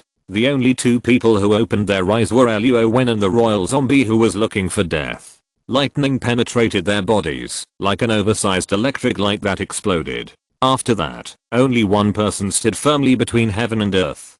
Kai Kai Puff. I couldn't see where the hands and feet were, and where the head was. In a 2-meter deep pit on the ground, the soil was hard and sulfurized, but it looked black and very unpleasant. At the bottom of the pit, there was a smoking body, which was now less than 1/3 of the size of the royal zombie before. As the electric sparks gradually extinguished, Luo Wen picked up a torch and threw it in, only to find that the black mass was not a dazzle, but a zombie, which was indeed split into this shape. Huh, master, uncle, are you all okay? The lack of blood and ki on Luo Wen's face soon began to become rosy again as his breath was adjusted.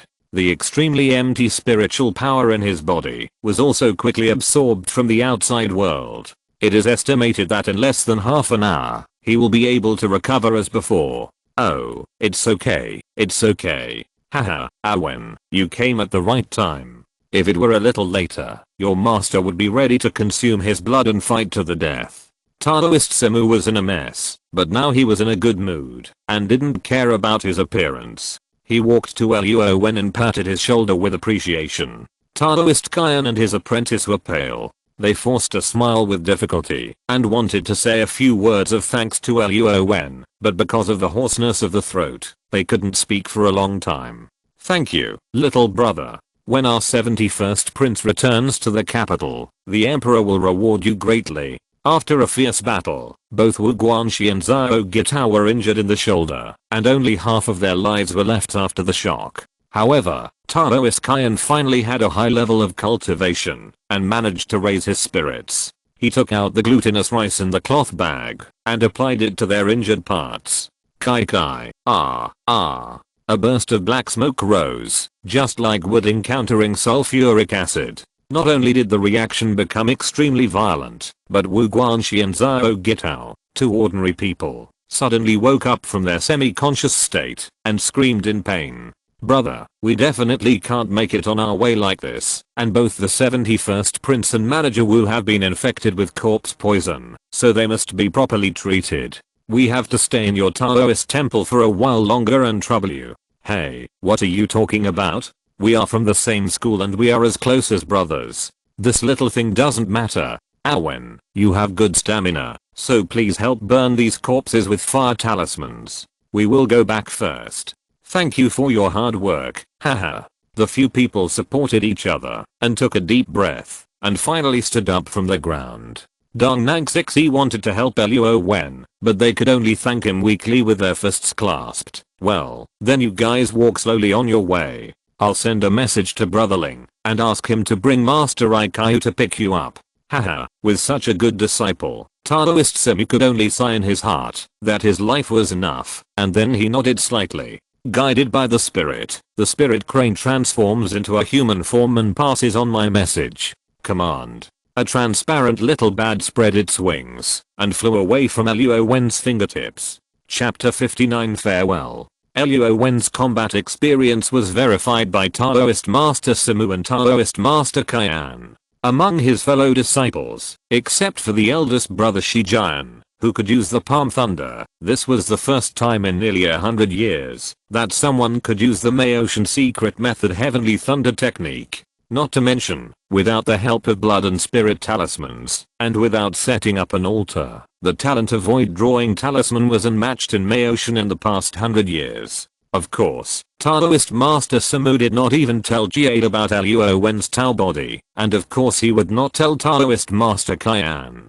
There were 32 bodies in total. Luo Wen dragged them all to the pit, and then burned them to ashes with a spirit fire technique. It was just right that the Yankee of the pedestrians from the south and the north could suppress it, so that there would be no strange things in the pit that would be transformed by resentment. With a hiss, there was no trace of human beings around. Luo Wen took out a folding shovel from the storage space and filled the exploded pit with ashes with soil. He did not deny that Luo Wen was too murderous, but he would not do such a wicked thing as digging a pit without burying it. Oh, Master, Uncle Master, what happened to you? Why are you all so miserable? Jingjing, who followed over, was also scared to scream when she saw everyone was injured and looked miserable. When everyone looked over, she was embarrassed and quickly covered her mouth with her little hands. It was understandable that girls were timid and no one said much. Jiale hurried forward and took the child from Taoist Kyan's hands, asking questions non-stop. Obviously he was also very frightened. By the way, why don't I see Brother Awen? Didn't he go to look for you? Jingjing looked around a few times, but didn't see Luo Wen, and couldn't help but sound a little anxious. Oh, he's in the back dealing with the corpses bitten by zombies, to prevent them from becoming zombies. He should be back soon. Jiale, go back and prepare glutinous rice water. Everyone has corpse poison in their bodies. We must clean and treat them as soon as possible. Zombies. Did you encounter zombies? Yes, Master IQ. If Ahem hadn't killed it with a thunderbolt, it might have sucked enough human blood and evolved into a hairy zombie. Taoist Kyan explained for Taoist Simu, as if he knew the conflict and past between the two of them. Oh, so that's the case. Jing, go back and get the snake venom and lotus seeds in my room. They are very effective in treating corpse poison. When hearing the terrifying word hairy zombie, Master IQ was also terrified. He was not afraid of the sun or fire, not to mention his agility and leaping, with a harder copper skin and iron bones. Who wouldn't be afraid? Luo Wen killed the royal zombies by himself, and properly disposed of the corpses that might turn into zombies. The more vigorous the blood and the stronger the soul will, the more likely they are to be transformed by zombies. But those soldiers, they are not necessarily. It doesn't mean that all people bitten by zombies will become zombies. After all, people are divided into different levels, and zombies are also strictly hierarchical. There is a limit on the number of transformed subordinates. It is impossible to turn all the people who have sucked blood into their own kind. More often than not, they are just food, sucking all their blood and letting them die in extreme pain. The plot is completely changed here. Without the invasion of zombies, the dojo and Master IQ's residents can be regarded as avoiding the fate of being destroyed. Jiale and Jing, who were nervous and terrified just by hearing the description, did not suffer physical and mental trauma because of the encounter with zombies, except for their concern and admiration for Luo Wen. Of course, physical intimacy and further development of the relationship were also interrupted by Luo Wen, and it is temporarily impossible. However, the two families were so close, and Taoist Simu and Master Ikyu did not ask their disciples not to have any contact, or the rules of the sect did not require disciples not to get married and have children. I think Luo Wen was the matchmaker, and the two of them were a perfect match, so it was not a big problem for them to get together smoothly in the end. Time passed quickly. After half a month of treatment, the 71st Prince and the Steward Wu both recovered their health. And Taoist Kyan also recruited a new team of king soldiers from the government. As for the transportation of the corpse of the royal prince, Steward Wu and the 71st prince testified. Not only did the court not blame them, but a little eunuch came to announce the decree. It was not the decree of Empress Dowager Cixi, but the decree of the current emperor. Luo Wen, who had made great contributions to saving the emperor, was rewarded with a yellow jacket, or 1,000 taels of gold, and the opportunity to walk in the palace and serve the court. Luo Wen accepted the gold and the yellow jacket, but as for the opportunity to serve the court and walk in the palace, he directly declined. At this time, the world was in chaos. Since the 8 power allied forces burned down the old summer palace, people's hearts had long been scattered. The dignified King dynasty was only in name only. There were uprisings everywhere, and the actions to overthrow the feudal dynasty were frequent. What was there for Luo Wen to serve for an outdated emperor? Moreover, the 71st prince, who had seen Luo Wen's strength, was blocking him. How could the eunuch from the palace dare to use force on him? The next morning, the bustling and noisy remote place finally returned to peace. Jiale took the yellow jacket that Luo Wen gave him and ran to Jing to show off early in the morning. Luo Wen was also quietly packing his luggage, clothes, books, and food and daily necessities, all of which were put into a bamboo box and a backpack. As for the 1,000 taels of gold, it was actually 32 kilograms. That's right, it was 32 kilograms, not 50 kilograms as everyone understood it, because the Qing dynasty followed the Ming dynasty's way of weighing gold and silver. 32.25 g was 1 tael, plus impurities. The weight was 32 kilograms. Luo Wen kept half for himself, and gave the other half to his master. There were 64 yellow crocus weighing 500 g each, just 32 for each person.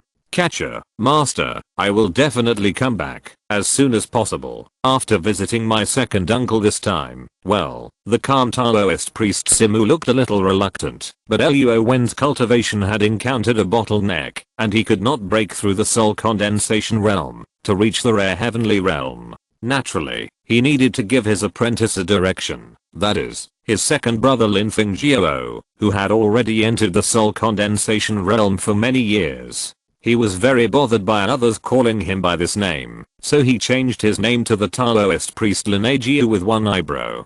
Presumably, Luo Wen might find an opportunity for a breakthrough there. Don't worry and go. I have already informed your second uncle, and he will take good care of you for me. If you have any problem, you can ask your uncle for help. Your cultivation level has far surpassed mine. The world is so big, and your home is not with me. If you have time, you can always come back to see me in jail. Plop. Taoist Simu turned his head, tears streaming down his face. Although he was reluctant, the eagle would eventually soar in the sky instead of being unknown in the wilderness. He wanted to ask Luo Wen to bring more money with him, and even said that he would give him some of his property. However, Luo Wen not only refused, but also insisted on giving him 32 large yellow crocus. How could Taoist Simu easily let go of the sadness and discomfort of his beloved closed-door disciple? Plop. Dung, dung, dung. Kneeling on the ground, Luo Wen didn't know if they would ever meet again after this separation, so he could only kowtow 3 times sincerely to this master who seemed cynical on the surface, but actually gave him everything in his heart. After all, Taoist Simu was the one who guided him into Taoism. Without his enthusiastic and kind help, how could Luo Wen's strength have changed so drastically in less than 2 months? People have feelings for each other after being together for a long time, not to mention that Taoist Simu really treated Luo Wen as his personal disciple and loved and cared for him very much. Go, go. Hearing the kowtow behind him, Taoist Simu was even more sad and reluctant. He waved his hand and tried to maintain his image as a strict teacher. Take care, master. Click, click. The sky is high and the birds fly freely, the sea is wide and the fish leap freely. Luo Wen carried his bag and left the Taoist temple of Taoist Simu, which was also a place that made him feel the warmth of home. The spell of shrinking the earth into an inch was activated, and Luo Wen's body took a step and was 10 meters away. It was obviously just a walking posture, but the effect was extremely magical. Luo Wen gave Jia a yellow jacket early in the morning because he didn't want to say goodbye to them face to face, so as to avoid a lot of noise. As for Jingjing and Jiao, how would they blame him? Luo Wen couldn't take care of it for the time being. The yellow croaker given to Taoist Simu was also a gift for the two of them. If there was no such excuse, would his master still refuse to accept it? Alas. Goodbye, Master, Jiao, Jingjing, and Master Ikaiu. Uncle Jiu, I'm here. Chapter 61st Encounter. The wooden sword and yellow talisman are still there, but Lin Zhengying is no longer there. This was the era when Luo Wen lived. Everyone deeply missed Uncle Nine. Many people sighed for the departure of Uncle Dying. However, Luo Wen did not expect that Luo Wen would have the opportunity to visit the parallel universe and communicate with Uncle Nine face to face. Moreover, he was a fellow apprentice. Luo Wen was really excited. Luo Wen crossed the territories of 2 different warlords and finally came to Lanshan Town, a small town in a remote corner of Guangdong province. It was surrounded by mountains on 3 sides and less than 20 miles from the sea. It took almost half a month, and every time he found some uninhabited forest paths to pass through, otherwise it would not be so fast. On the way, he also exchanged a large yellow crocus for 1,001 yuan atao and 100,000 banknotes in the provincial capital of Guangdong province. The value of a silver dollar is equivalent to 100 banknotes. The history of this world is very similar to the late Qing dynasty and early Republic of China in the main world, but in some places, it is close to the setting and the plot. For example, there is still an emperor in the capital, and some royalists are still loyal to him, but the Biang government has collapsed. In the south, there is still a large amount of Western culture invading from the sea, wearing Western dresses, wearing suits, drinking coffee, and taking photos. The lively scene in the provincial capital and the coexistence of Eastern and Western cultures opened Luo Wen's eyes. Originally, he wanted to go to the car dealership to buy a car, but the result was that the extremely simple and shabby stuff was sold for 4,000 yuan. Of course, Luo Wen couldn't afford to be ripped off. 2 yellow crocus were only worth 2,000 yuan. Luo Wen had to take out 2 more to buy a car. How could it be possible? Besides, although cars are said to be a magical tool, as long as you leave the provincial capital at this time, the gravel and dirt roads on the ground are muddy when it rains. Cars are really too delicate, and Luo Wen finally gave up. After buying some gift cakes and a few long gowns, trousers, shirts, and vests for himself, Luo Wen finally appeared outside Lanshan town where his second uncle, Uncle Jiu, was early in the morning in the 4th month after he came to this world.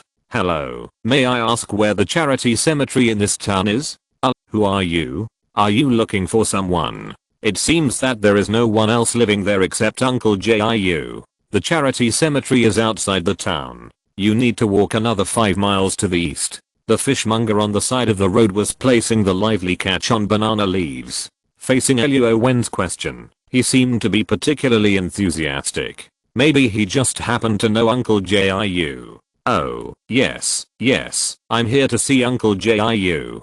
Thank you, Uncle. Luo Wen was wearing a neat and capable short coat and a pair of black cloth shoes. He was a typical local. He was gentle and polite, and his handsome appearance made him very easy to attract people's favor. He was carrying a bamboo box in his hand. It was obvious that he had come from afar. Whether he was visiting relatives, looking for friends, or doing business, the pedestrians along the way didn't have the leisure to think about it. Who doesn't have to work hard for a living? Even if Luo Wen is handsome and tall, what does it have to do with them? In this regard, the real world that the system shuttles through is indeed much better than film and television works. Warlords are fighting, dynasties are restored, and foreigners are mingling in China, plotting to extract benefits. If the common people were not living in dire straits, how could charity cemeteries run rampant and demons and monsters grow in the countryside? After asking for directions, Luo Wen carried a box in his hand, which was naturally to conceal his presence. The black backpack on his back was also put into the storage space early. The food prepared in it had long been consumed, and now Luo Wen replenished and sorted it again. He walked towards the east of the town with big strides. Luo Wen was already accustomed to the desolation and barrenness along the way. Because this place is close to the town, there are still people and legal and moral constraints. Those deep mountains and old forests, where the forces intersect, are all starving and white bones, and the bodies are thrown into the wild. It is unknown whether they starved to death or were killed, or they are the residues after the monsters sucked them. That is to say, Luo Wen has a more resolute character in the main world. After experiencing a system shuttle, his heart gradually becomes hard and indifferent. Otherwise, ordinary people really can't adapt to the gloom and horror of this world.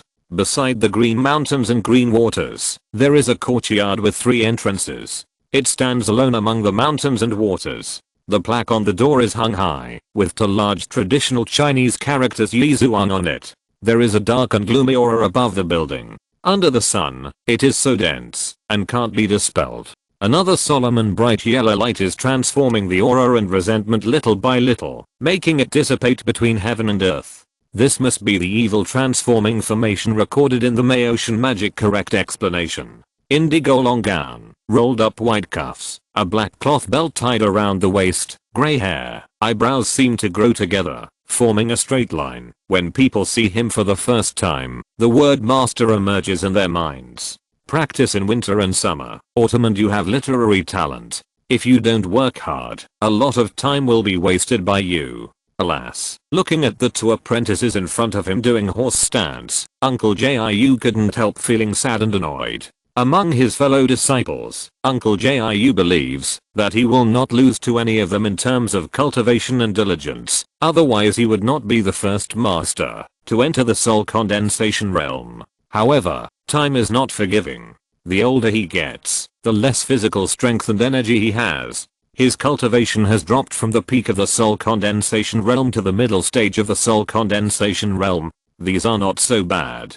As the saying goes, one knows the will of heaven at the age of 50. Uncle Jiu is almost 60 now. He no longer has the wild ideas he had when he was young in terms of fame, wealth and cultivation realm. However, when K and Qiu Sheng, who he raised from childhood and taught personally, are almost 30 and 25 years old respectively, they have actually been stuck at the peak of the Tao entry realm, and have never been able to break through to the soul nurturing realm. In the past, their generation was in a similar situation. Uncle Jiu just let it go and consoled himself by saying that it was the influence of the drastic changes in the world that made them unable to break through. But not long ago, the third apprentice brother, Taoist Simu, suddenly sent a message via a spirit crane, saying that he had accepted another personal disciple, a 25-year-old last disciple, which was unprecedented in the Maotian sect. A month ago, the third apprentice brother passed by this place while driving corpses, and personally told Uncle Jiu a shocking news.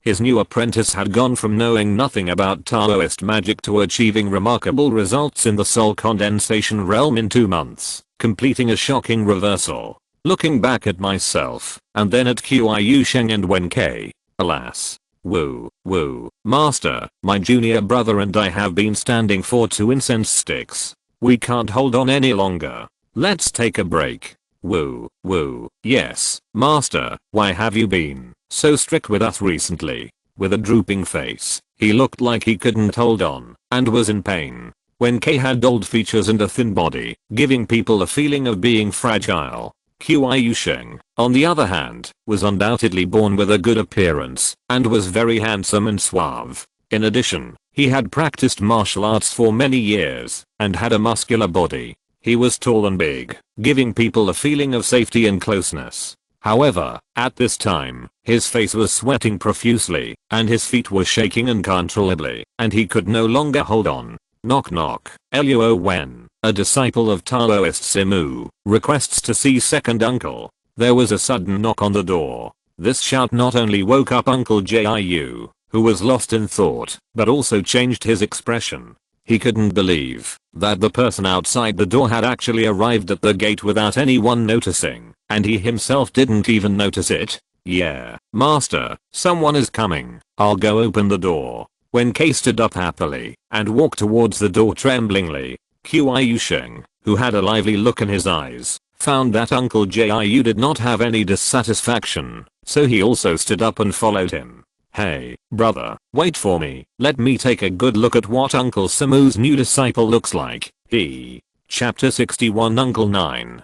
Creek. Oh, it's another handsome young man at such a young age. How can Master Simu always find such disciples? Jial is fine, but now it's like this again. Wen Kai seems to have a deep resentment towards good-looking people. Moreover, he can't control his mouth. Isn't it too easy to offend people? This is what the fellow apprentice said when he met for the first time. If it were anyone else, I'm afraid they would dislike him. Brother, it's the first time for junior brother Luo to come in. You don't let him in. Be careful that master hears and punishes you again. Haha, hello, junior brother, I'm the disciple of Master Yimbi. You can just call me Qiu Sheng. Welcome to your arrival. Qiu Sheng, who caught up with him, not only used words to cover up Wen Kai's rudeness, but also acted very hospitable. He came forward to help Luo Wen with the bamboo box in his hand without saying anything. Oh, hello, to senior brothers, you can just call me Wen. For Wen Kai and Qiu Sheng, they are older than Luo Wen, so it is naturally easier for them to accept such a fellow junior brother than Jial. After all, they do not have the same master, and there is no interest relationship between them. Moreover, Luo Wen's arrival can be regarded as saving their suffering, so their attitude will not be much worse. However, if they knew that the fundamental reason why Uncle Jiu suddenly trained them strictly was because of Luo Wen's stimulation, I wonder if they will still smile so easily with their enthusiastic faces now. Master, junior brother is here. Let's go to clean up his room first. Qiu Sheng pulled Wen Kai into the backyard with a smart look on his face. He was probably afraid of being scolded by Uncle Jiu again. It would be fine at other times, but it would be shameful in front of the young junior brother. As for the front yard is the morgue, the middle yard is the training ground, and there are tablets for the dead. Of course, only the backyard can be lived. Disciple Luo Wen, I pay my respects to the second master. Luo Wen did not say to follow Wen Kai, nor did he say to open the bamboo box and take out the gifts for them to share. After all, their identities were not ordinary secular relatives and friends, but fellow Taoists who had been passed down for thousands of years. The first thing Luo Wen did when they met was to pinch the spell with his hands, raise it high above his head, and begin to greet the Uncle Nine in front of him. They looked alike, too alike. Not only were their appearances almost the same, but also because of the blessing of the real Maotian Taoism, the serious-looking Taoist Yimui had a bit more of the aura of an immortal, the aura of an elder from a famous sect. Well, it's been more than a month since we last saw each other. Is your master still well? A few days ago, Link sent me a message saying that he encountered a hairy green zombie. Did he encounter any trouble? Majestic but not so repulsive, and the first thing he did was to ask about the situation of Taoist Simu, which instantly shortened the strangeness between Luo Wen and him. Oh, thank you for your concern, uncle. Master is safe and sound. He is now enjoying his old age at home. He has stopped his business of driving corpses. Well, that's good. Junior brother has worked hard all his life. It's time for him to enjoy his retirement. Oh, your master has told me about your situation. You should get familiar with the environment in the next few days. I will slowly explain to you my experience and understanding of the heaven and man realm. Since you are not in a hurry to leave, you can stay with uncle for a while. Okay, thank you uncle. Luo Wen did not say too many words of gratitude, but just bowed and thanked him sincerely. After a brief conversation, the two of them suddenly seemed to have no common topics, and the atmosphere fell into awkwardness for a while. By the way, uncle, I passed by the provincial capital and brought gifts for you and my brothers. I will go get them now. Well, he waved his hand. Uncle Jiu was not like his two disciples. He had no reaction to the perception of momentum. Now seeing a nephew who is stronger than himself, and who still abides by etiquette, and has an attitude of being eager to learn, and respecting his elders, Uncle Jiu has no idea of trying to test him. Maybe this is what Master used to say, Tao follows nature, which has the artistic conception of harmony between man and nature. When facing Luo Wen, it is like looking at a piece of bluestone on the side of the road, or a tree in front of the door. How could Uncle Jiu think of competing with the bluestone? It's just that Luo Wen is just missing an opportunity to break through. Brother, you said this box is so heavy, what's in it? Wen K is just outspoken, but he is very kind-hearted. People like him are actually the easiest to deal with, because his inner thoughts are not only reflected on his face, but he will also say it himself. Qiu Sheng, on the other hand, was much more cunning, or rather, much more mercenary. This might be because he did not live in the charity cemetery, but was staying at his aunt's house. His aunt ran a rouge and powder shop, and Qiu Sheng looked like a city dweller, so he was naturally not as innocent and enthusiastic as he appeared to be. Ah, this is Wen's personal belongings. You don't want to take a peek when he's not paying attention, do you? TSK, senior brother, what are you talking about? I'm just curious, and I didn't say I was going to steal junior brother Luo. No, it's Wen stuff. I'm just taking a look. What are you afraid of? This is not good. If Master finds out, he will definitely blame us. When he came in, Luo Wen was carrying it with one hand, looking very relaxed and normal, but after Qiu Sheng took it, he couldn't stop, and almost sprained his waist. They just carried it to the backyard together. It's impossible to say that Wen K didn't have any curiosity in his heart. Oh, Wen is coming in. Put it away quickly. Put it away quickly. Don't let him misunderstand us. Wen K was still struggling with his conscience, and Qiu Sheng's joy of victory was now extinguished with the footsteps outside the house. Why could Luo Wen knock on the door of the charity cemetery without anyone noticing, and Uncle Jiu was unaware? That's because his own strength is far superior to his second uncle. But now, why did two brothers who are not as good as him hear his footsteps? Haha, Luo Wen came here with the mood of meeting his idol, and naturally didn't want anything unpleasant to happen. As for the impolite behavior of Wen K and Qiu Sheng who were about to open their boxes under the observation of divine consciousness, Luo Wen just didn't want to catch them and make everyone unhappy. With a creak, the two put away the bamboo box and walked out of the house. Wen, we just said we would go to the front to call you. Take a look. This room was specially prepared by our master. How about it? Are we being nice to you? Wen K still had a guilty look on his face, while Qiu Sheng, who was smiling, did not show any trace of it. Haha, yes, I have lived with my master for decades, and I still sleep in the front yard hall. I didn't expect that when you came, my master would specially prepare a room for you to live in alone. The guilty look on his face was replaced by melancholy, when K's mood really came and went quickly. Oh, so that's the case. Uncle Master is so polite. And thank you two senior brothers for your trouble. By the way, I came from the provincial capital, and prepared gifts for you. I don't know if you like them. Luo Wen had a peaceful smile on his face, and he vaguely guessed the reason in his heart. He didn't care about the seniority, but a guest from afar was a guest. He represented Taoist Simu. More importantly, there is no order of learning, and the one who is more accomplished is the teacher. With his current cultivation strength, Uncle Jiu is even less likely to treat him badly. Ah, really, Awen, you are too polite. What gift did you bring me? Is it delicious or fun? Like a child, the unhappiness on Wenkei's face was replaced by the joy of hearing the word gift. I really don't know if he is simple-minded or if there is something wrong with his brain. However, in Luo Wen's opinion, he would rather choose the former one and not think too badly of others.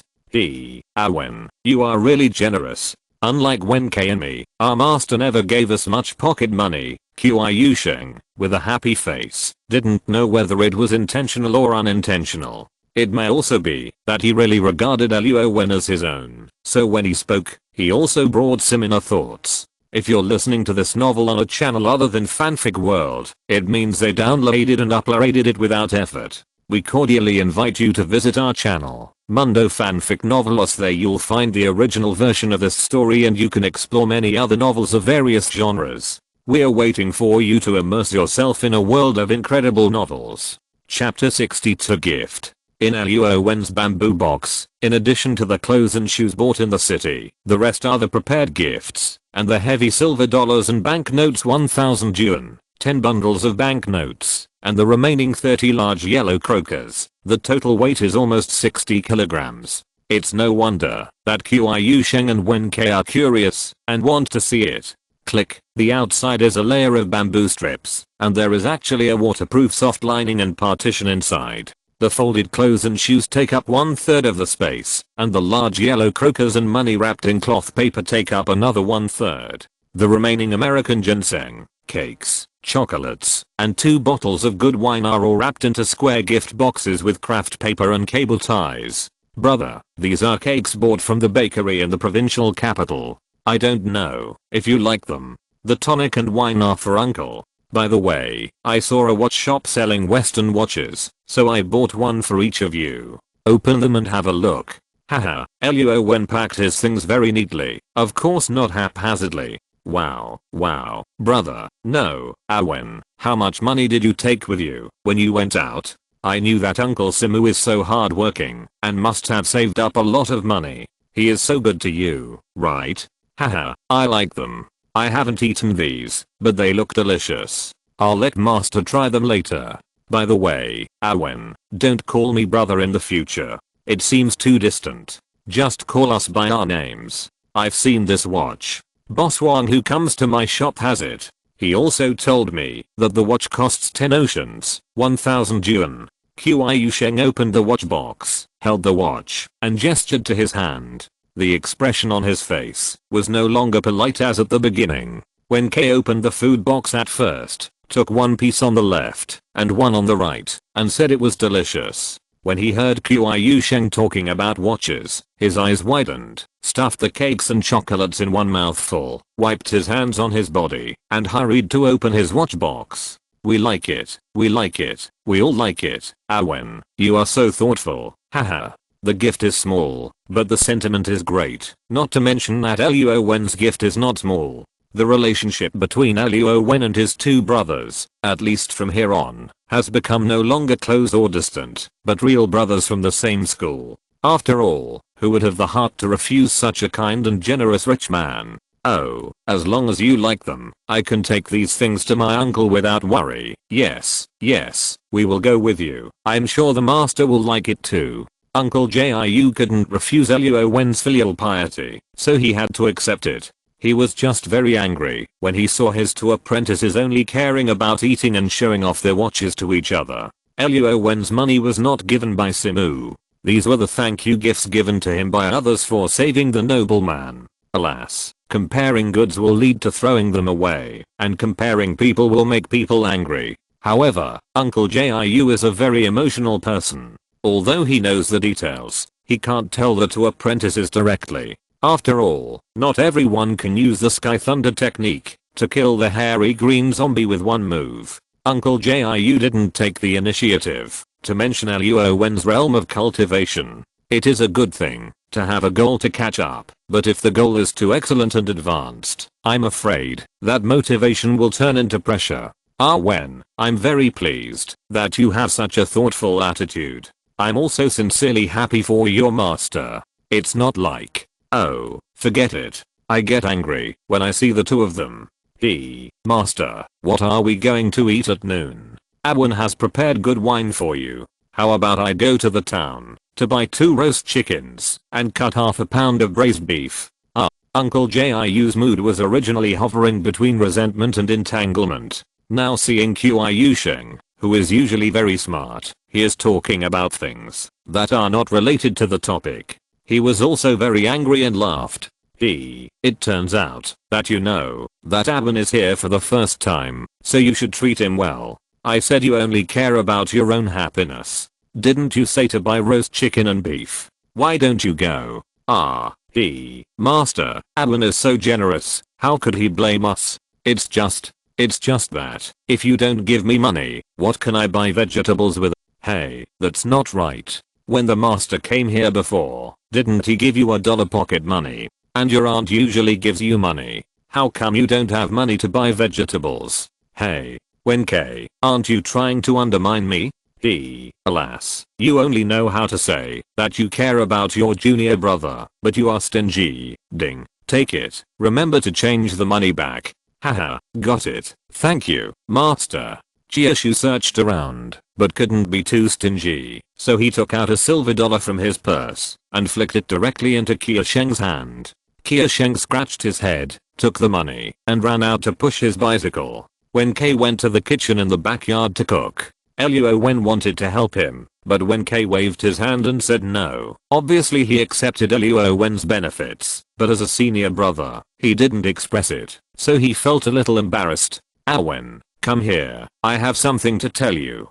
Jiu put the watch in his cabinet and put it away. It was a watch worth 10 oceans, and he was reluctant to wear it on his hand at ordinary times.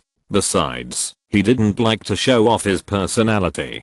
To return the favor, Uncle Jiu took out the notes that he had planned to take out in the afternoon. Seeing Luo Wen and Wen-K talking at the kitchen door, he blurted out another set of words to take care of Wen-K's mood. Uncle Jiu really treated his 2 apprentices as his own sons and loved them. Luo Wen still remembered a detail, that is, the night when Grandpa Ren's coffin was carried back to the charity cemetery. There was a commotion because the corpse turned into a zombie, but Uncle Jiu gave up the action of continuing to explore because Wen-K kicked the quilt and turned around to cover Wen-K with a quilt. Oh, okay, Uncle Master. After Luo Wen gave the gifts, and he had a preliminary acquaintance with everyone, he has gradually become familiar with them. Hearing Uncle Jiu's call, she followed him into the room. Here, take it. This is my understanding and thoughts on Maotian's righteous law and the heavenly realm.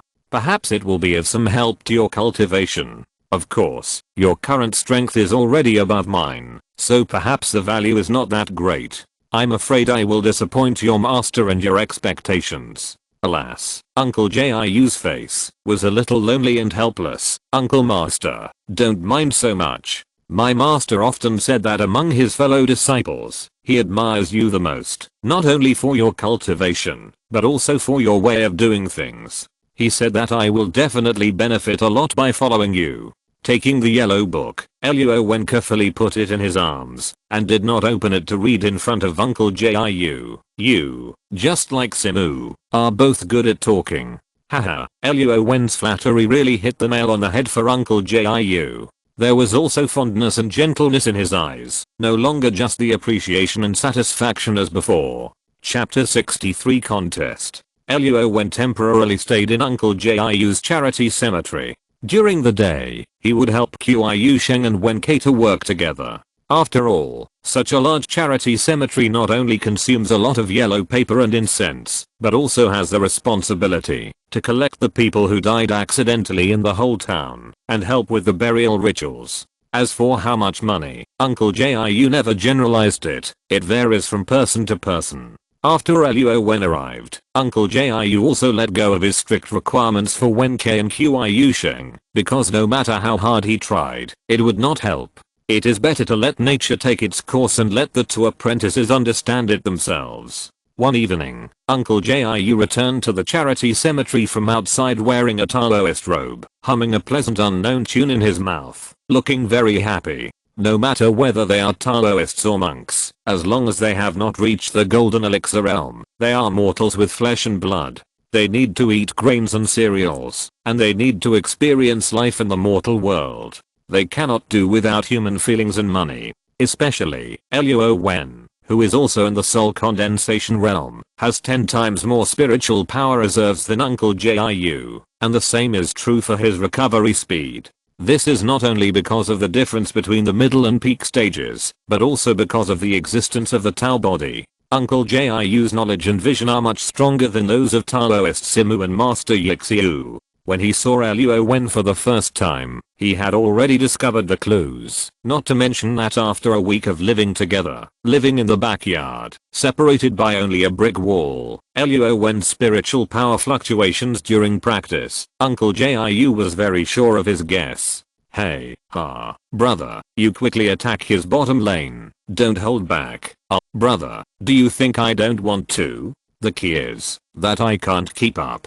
In the empty space in the middle courtyard, 3 shirtless young men who had finished their daily work in the front yard were fighting with fists and feet. Luo Wen's muscle lines were not visible when he was wearing clothes, but once he took off his clothes, the thin and strong Wen Ke had some muscles, and Qiu Sheng had 6 abdominal muscles, with high bulges on his arms, just like a professional boxer. But Luo Wen was obviously different from the two of them. His skin was delicate and had a texture like soft jade. Every muscle was only visible when he moved his body. Not only was there not a trace of fat on his body, but there was a strong invisible breath flowing on his membrane, as if it was automatically protecting his body. Luo Wen deliberately slowed down every punch and kick by many times, as if he had pressed the slow down button. Although Wen Ke and Qiu Sheng, who were surrounded by the opposite side, were punching with wind, agile and powerful in the eyes of ordinary people, Luo Wen seemed to have predicted their physical behavior in advance, giving people the feeling that he turned sideways, the opponent's fist hit, missed, raised his leg, and the opponent swept his lower body, and returned without success. Even if the two of them blocked all of Luo Wen's escape routes, yes, a circle with a diameter of 1 meter was drawn on the ground. To limit Luo Wen's range of movement, Luo Wen would choose to bear the lightest attack, and would not give up suppressing his own strength. However, those invisible cyclones would sweep away Wen Ke and Qiu Sheng's punches and feet, and even pull them to change the direction of attack. Bang, bang. Wen Ke's straight punch hit Qiu Sheng's chest, and Qiu Sheng's whip kick kicked Wen Ke's lower abdomen. Hiss, oh. It hurts. The harder you push, the stronger the traction of the cyclone. Naturally, the two fellow brothers who are killing each other sucked in cold air from their mouths, and the longer they cried out in pain. No, Wen, you are not a human being at all. No, not a normal person. Yeah, even if you let us go, unless Master comes with us, we have no chance at all. Ouch, ouch. Uncle Master, you are back. Master, help me. Wen is bullying us. Woo woo. Luo Wen took his clothes off a branch nearby and put them on, while the two unlucky guys who asked for trouble were bruised and swollen, sitting on the ground for a long time, and couldn't get up. Okay, I think this is good. You two can use this to replace exercise every day. Wen, I will leave them to you. No way. With a sad expression on his face, he couldn't help but wail at this time. Luo Wen, who can't judge a person by appearance, taught them a lesson today. If he had known, he wouldn't have mentioned the topic of martial arts competition. While Luo Wen was applying medicine on them, he was experimenting with the activation technique he had figured out. That is, He used the gentle spiritual power in his body to replenish the energy of their cells, allowing them to operate at a faster speed. Rather than a means of treatment, it was more like speeding up the metabolism of injured cells. The more vigorous the person's vitality, the better the effect of the activation technique. On the contrary, the weaker the person, the more unable to withstand the treatment of the activation technique. Okay, I'm happy to help you, uncle, don't worry. Well, by the way, Master Renfar, who lives in the provincial capital, recently returned to Lanshan Town and said that he wanted to ask me for help with something. He wants to treat me to foreign tea tomorrow. You all happen to be free tomorrow. Do you want to go with me?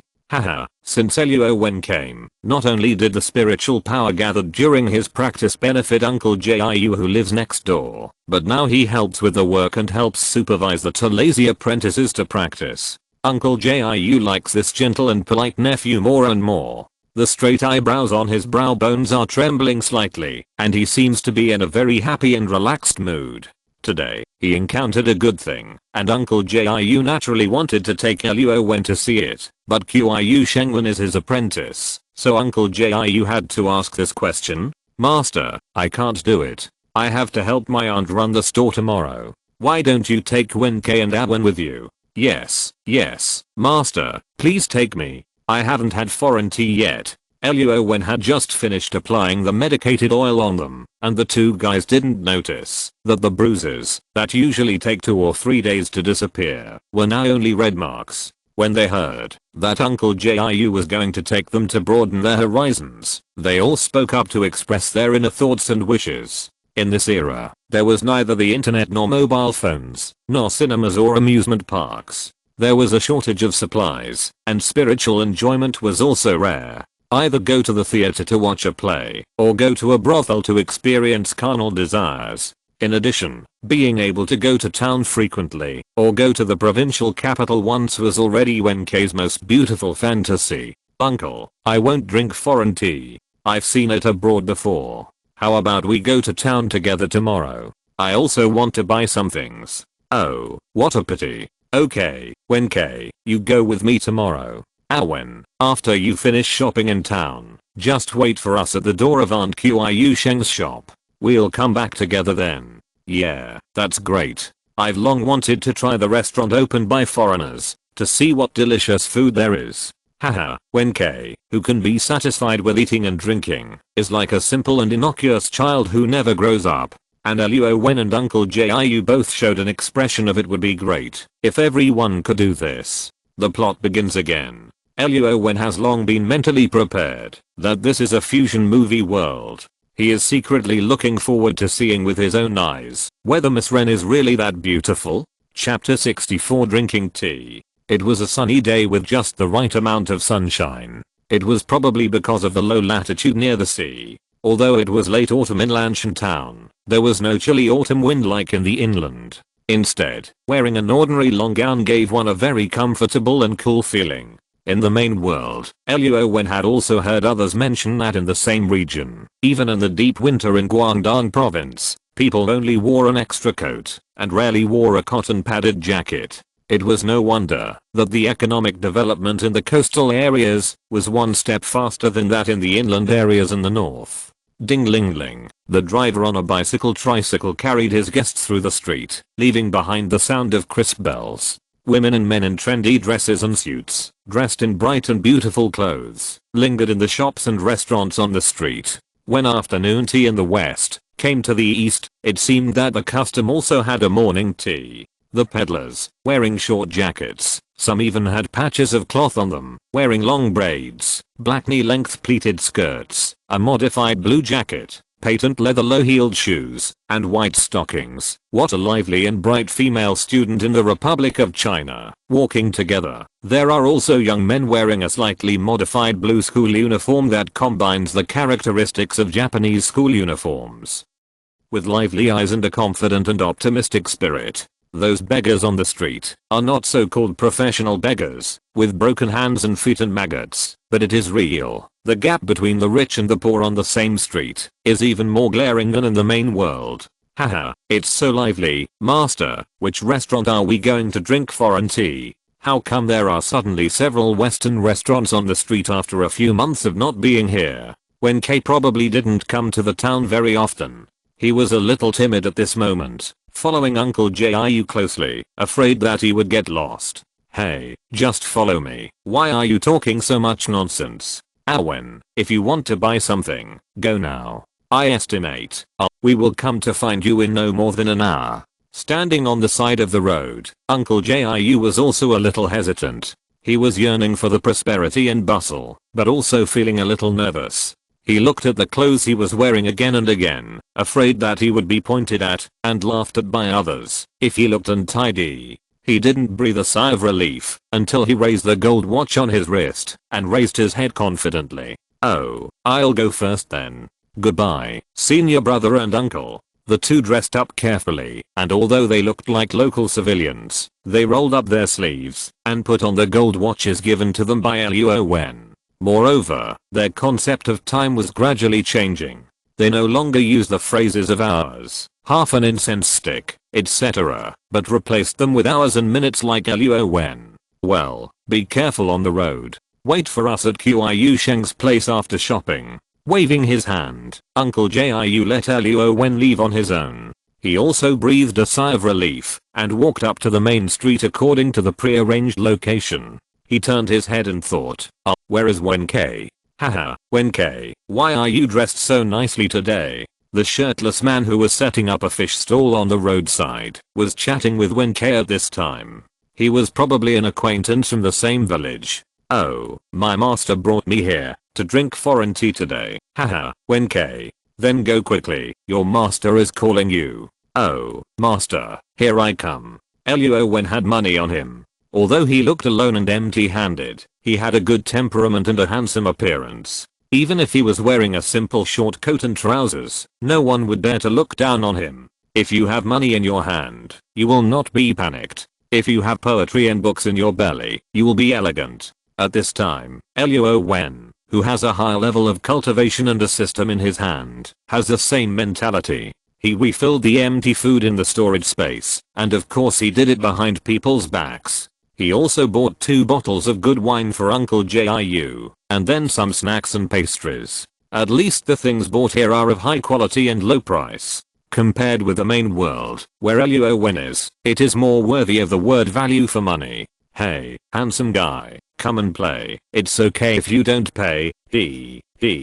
Yes, we promise to make you ecstasy and want to come every day. A group of women in revealing clothes were soliciting customers at the door of Ahem. Seeing Luo Wen who came all the way here, their eyes lit up and their voices and gestures became more charming and seductive. The world is going downhill. In my impression, shouldn't the places of entertainment open for business after dusk?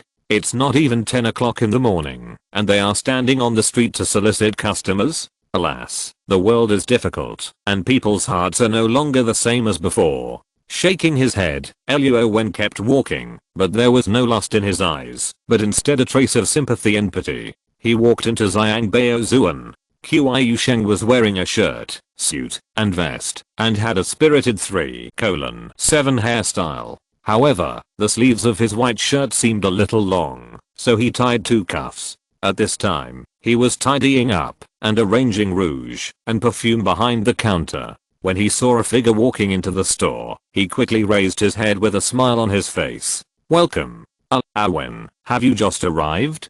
Haha, Qiu Sheng, with a happy face, ran to greet Luo Wen at the door from behind the counter. It is estimated that, after spending some time together, he, like Wen K, has accepted the existence of this junior brother in his heart. Moreover, because Luo Wen is generous and powerful, Qiu Sheng and Wen K respect and fear this junior brother, but they always want to hang out with him, because Luo Wen can either take out delicious food and fun things, or give them a little guidance on their practice and training, which can make them realize something new. Compared with the teaching of Master Jiu, it is much more effective. Not bad. Your aunt's store has a good location and a large area. Yehungilan is right outside the door. No wonder you always think about helping your aunt run the store. Haha. Luo Wen showed an expression that all men could understand, which made Qiu Sheng quite surprised.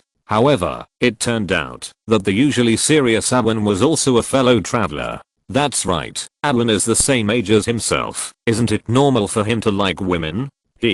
Let me tell you, the little Teo hung across the street. Haha, Uncle Jiu. Hello, Master Ren. Wen K. Call Master Ren. Oh, hello, Master Ren. Okay, please take a seat. Please take a seat. After greeting each other, Ren Fa, who was wealthy and dressed in gold and silver, invited Uncle Jiu and his apprentice to sit down. The store was luxuriously decorated, and all the customers and waiters who came and went were dressed in suits and ties, appearing very civilized and high-end.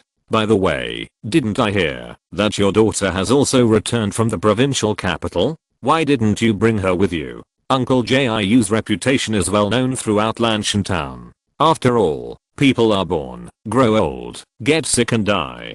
Doctors who deliver babies and masters who perform rituals are all of similar status, not to mention the mysterious Taoist priests. Uncle Jiu is also an authentic disciple of the Maotian school. Oh, this girl just learned how to put on makeup, and she went to play with friends everywhere when she came back. Facing Uncle Jiu's courtesy, Ren Fa also greeted him with a smile, not only out of respect for the master, but also because he still had something to ask Uncle Jiu for help. TSK, you look like a bun, and your daughter must not be that pretty. Wen K didn't care about his appearance, but when he went out with Uncle Jiu, he was always respected by the villagers. Therefore, he had some self-awareness, and commented on Master Ren's appearance in a low voice. But the love of beauty and the yearning for beautiful things, isn't this a common problem among ordinary people? Not to mention that Wen K is still an old bachelor who has been single since birth. Click, click, the sound of high heels touching the floor reached the ears of several people. Hey, my daughter is here. Wen K, who was muttering to himself that Master Ren was not good looking and did not have much hope, still could not stop his man's instinct and turned his head to look at the stairs. Wow, this is too amazing.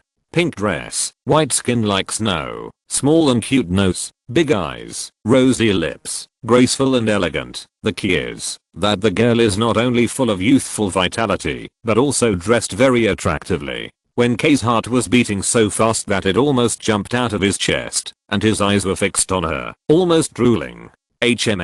Dad, the song of the Oriole in the valley, was clear and pleasant. Well, this is Uncle Jiu. Call him quickly, Uncle Jiu. Oh, this voice almost made Uncle Jiu's heart melt, and a figure involuntarily emerged in his mind. If Ahem was here, they would be a perfect match. Chapter 65 Embarrassment. I remember the last time I saw Ting Ting was at the funeral of Master Ren's wife. I didn't expect that in the blink of an eye, she has grown from a yellow-haired girl to this big. Uncle Jiu sighed, that time is unforgiving. Thinking of his nephew Luo Wen, who has a higher cultivation level than him, he was even more emotional. Yes, it's really big. Slurp hum. Wen K, who was like a pig brother, stared at the girl's chest and echoed his master.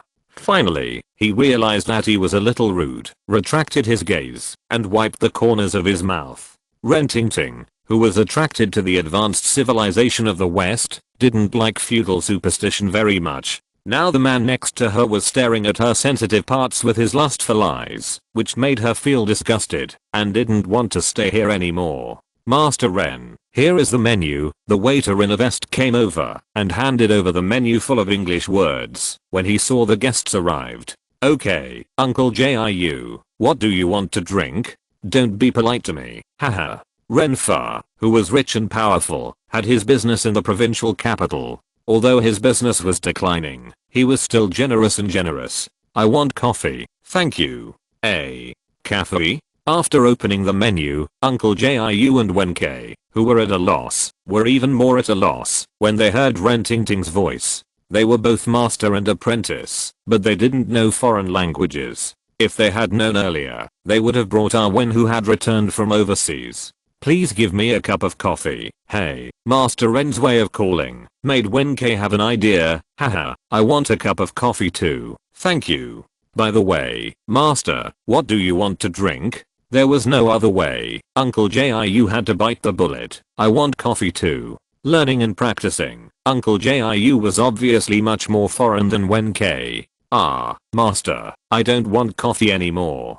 Can I have a cup of coffee too? Well, forget it. Oh, by the way, Uncle Jiu, regarding the exhumation of my father's coffin and the burial, have you helped me choose a day? After greeting him and ordering some drinks, Ren Fa finally spoke about the business. Master Ren, I still hope you will think carefully about it. It's better to be quiet than to move in this kind of thing. It's better not to disturb the deceased without any need.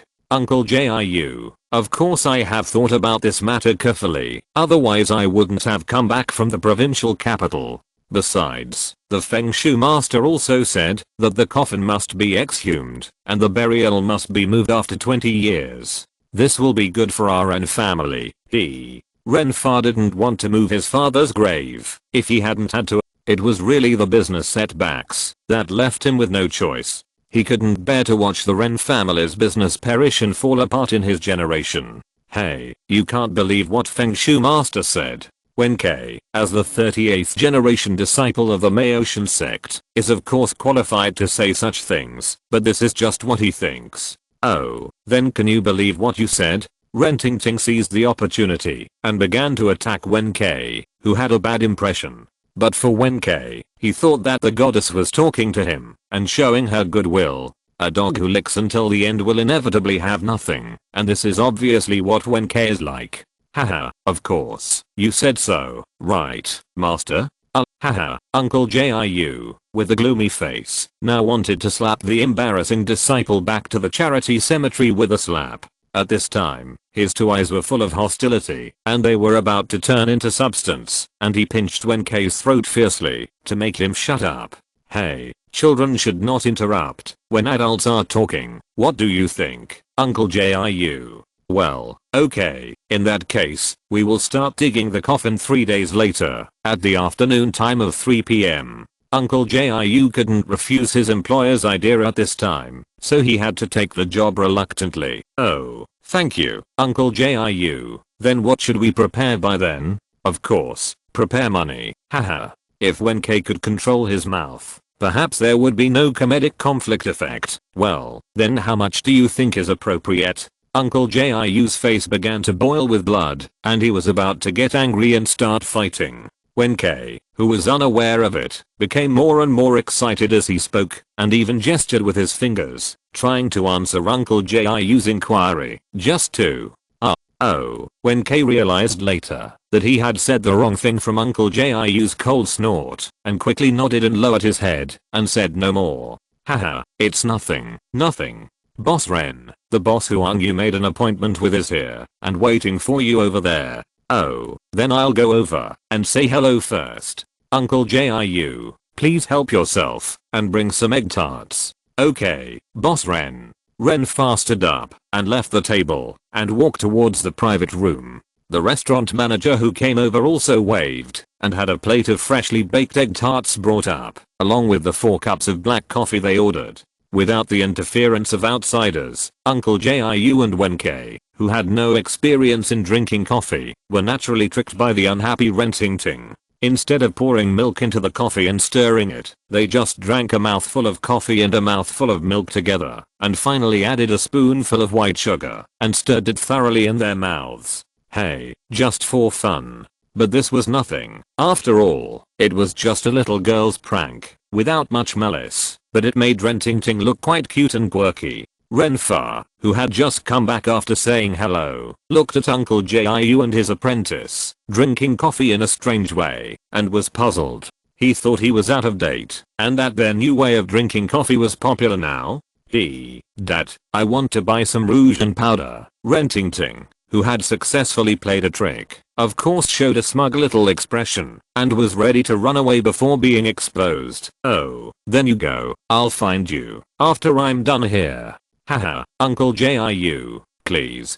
Master Ren, have some egg tarts. How many spoonfuls of sugar do you like to put in? Haha, no.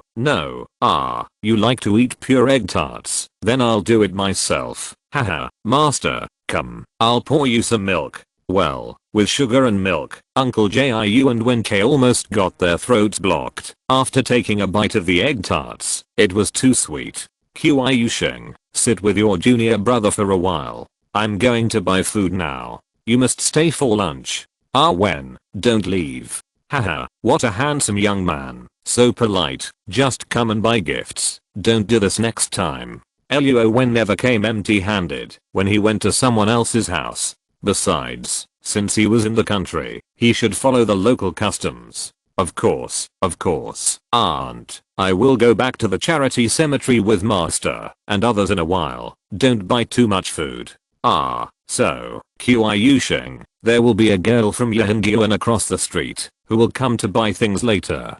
Don't bully her just because she is a prostitute. Remember? Aunt Qiu Sheng, who looked wealthy, no matter what kind of person she was in private, at least treated Luo Wen with a warm and polite attitude now. It might be Luo Wen's handsome appearance, or it might be the boxes of exquisite snacks Luo Wen brought, or both. Oh, I get it. Aunt, you can go out without worry. You don't have to worry about us here. Qiu Sheng pushed the middle-aged woman who wanted to say something to Luo Wen out of the store. Then he turned around and put his arm around Luo Wen's shoulder, who was sitting by the window, and looked out at the street together. Hey, Wen, look, there is a very hot girl. She's the one talking to my aunt, wearing a pink dress. Yes, a beautiful girl. It would be great if she could marry me and be my wife. Oh, what a pity, she actually does this. Qiu Sheng pointed at the pretty girl outside the window who was talking to his aunt. He expressed his true thoughts to Luo Wen with half admiration and half pity. Haha, Luo Wen raised the corners of his mouth and revealed a somewhat weird smile. This beautiful young girl must be Ren Tingting, the daughter of the Ren family. She has a slim waist, stands gracefully, and has a delicate macup. She has a completely different temperament from those prostitutes. Why did Qiu Sheng feel sorry for her? Maybe she happened to be standing at the door of Yeheng courtyard and was talking to her aunt to ask for directions. Hey, she's coming. No, with her image, she must be doing a lot of business. I have to increase the price later. Luo Wen watched the little beauty step lightly and come slowly. Qiu Sheng had already run back to the counter, waiting for the big fat sheep that he desires but cannot get, and feels resentful to come to his door automatically. With a creak, the two glass doors were pushed open, and they were salon doors with Western design. Hello, do you have any perfume or rouge for sale here? The voice was clear and pleasant, and it was indeed very pleasant to listen to. She was petite, probably around 165 centimeters tall, but definitely weighed less than 50 kilograms. Luo Wen, who was sitting by the window, was very confident in his observation skills. Ren Tingting, whose eyes were attracted by the goods on the counter, did not notice that there was a man behind her, observing her calmly. Oh, just take a look. My aunt told me that you would come. Who is your aunt? Ren Tingting walked to the counter, a little confused. Why did the handsome-looking salesperson seem to have something wrong with his brain? Chapter 66 Misunderstanding. Oh, then forget it. If you don't know my aunt, Qiu Sheng, who secretly looked down on Ren Tingting, didn't listen to her explanation. He bent down and took out several of the most expensive and high-quality rouge and powder from the counter. Anyway, with the looks and figure of this prostitute, she would not think it was too expensive. Take a look at these perfumes. They all match your temperament very well. Qiu Sheng, with a smile on his face, learned the true teachings of his aunt, and soon put on a professional sales expression, and began to introduce the products enthusiastically. Well, I didn't expect that there would be a brand sold in the provincial capital in this town. By the way, when did you start doing this? While introducing the products, Qiu Sheng couldn't resist his curiosity and began to chat about gossip intentionally or unintentionally, just like a gossipy friend of women. You mean, learn this?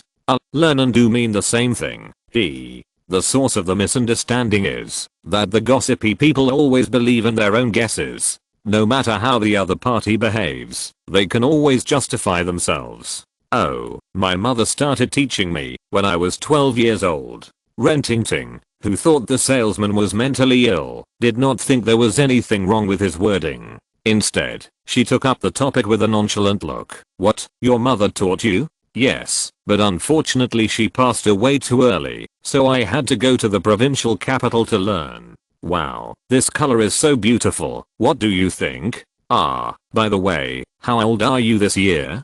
18 years old.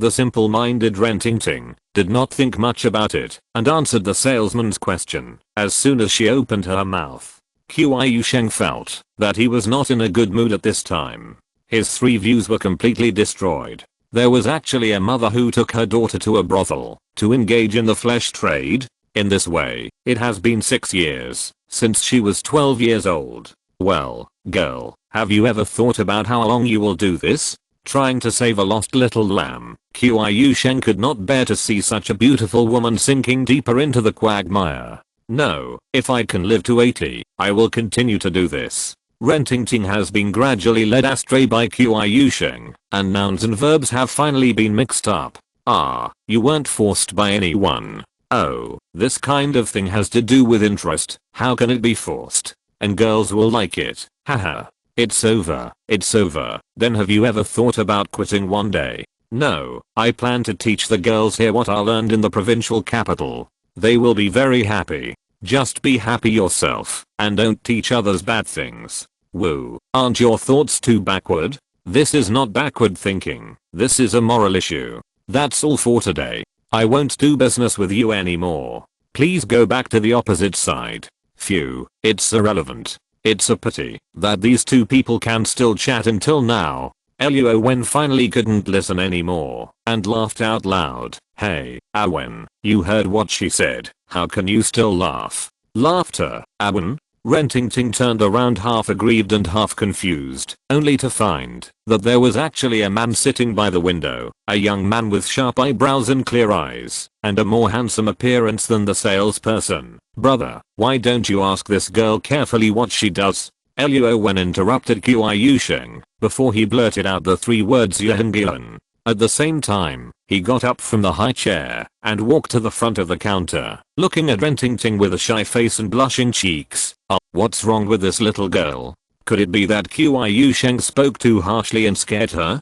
Don't be angry, girl. My brother didn't mean to not sell you anything. He must have misunderstood. I'm not angry. I'm just learning makeup, so I want to buy some rouge and powder and then teach my friends. By the way, why do you call him brother? Rentingting was obviously interested in Luo Wen, and the resentment and grievance in her heart had long been thrown behind her. What? You are studying makeup? Then why didn't you explain the situation just now? I thought you were. Haha, nothing. Misunderstanding. It's all misunderstanding. Creak. Misunderstanding. What misunderstanding? A depressed head with wrinkled features poked its head in from the door.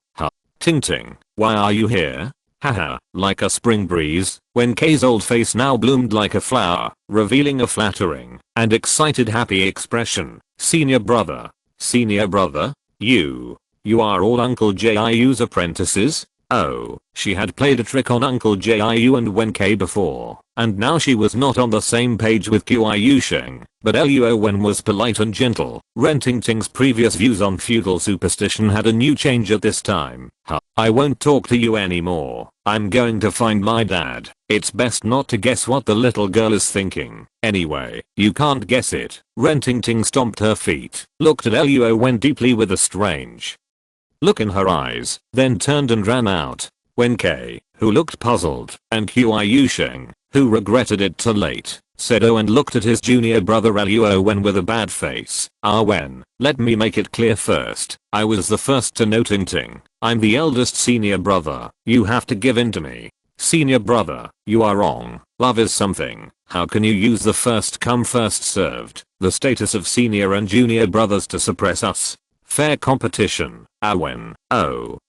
I think you'll have a chance. I'm optimistic about you. By the way, senior brother, the matter of Uncle and Master Ren has been discussed. Where is he? Luo Wen will only stay in this world for 3 years, and Rentingting, who is only 18 years old, is very cute and beautiful, but she is too young. Luo Wen can't bear to do anything to the little girl. Besides, she is not his type, right? Oh, Master is right behind us. In 3 days we will go to dig up old Master Ren's coffin and rebury him. Well, then I can see Ting Ting again in 3 days. No, I have to go to the street and buy 2 new clothes now. Hey, senior brother, wait for me, I'll go with you. Swish. Luo Wen stood in the glass shop, watching the 2 senior brothers who were crazy about love and ran out. Wait, something seemed wrong, senior brother. Watch the shop. I don't know how to sell things. Alas, when Luo Wen ran to the door of the shop, except for the confused Uncle Nine, the 2 senior brothers were nowhere to be seen.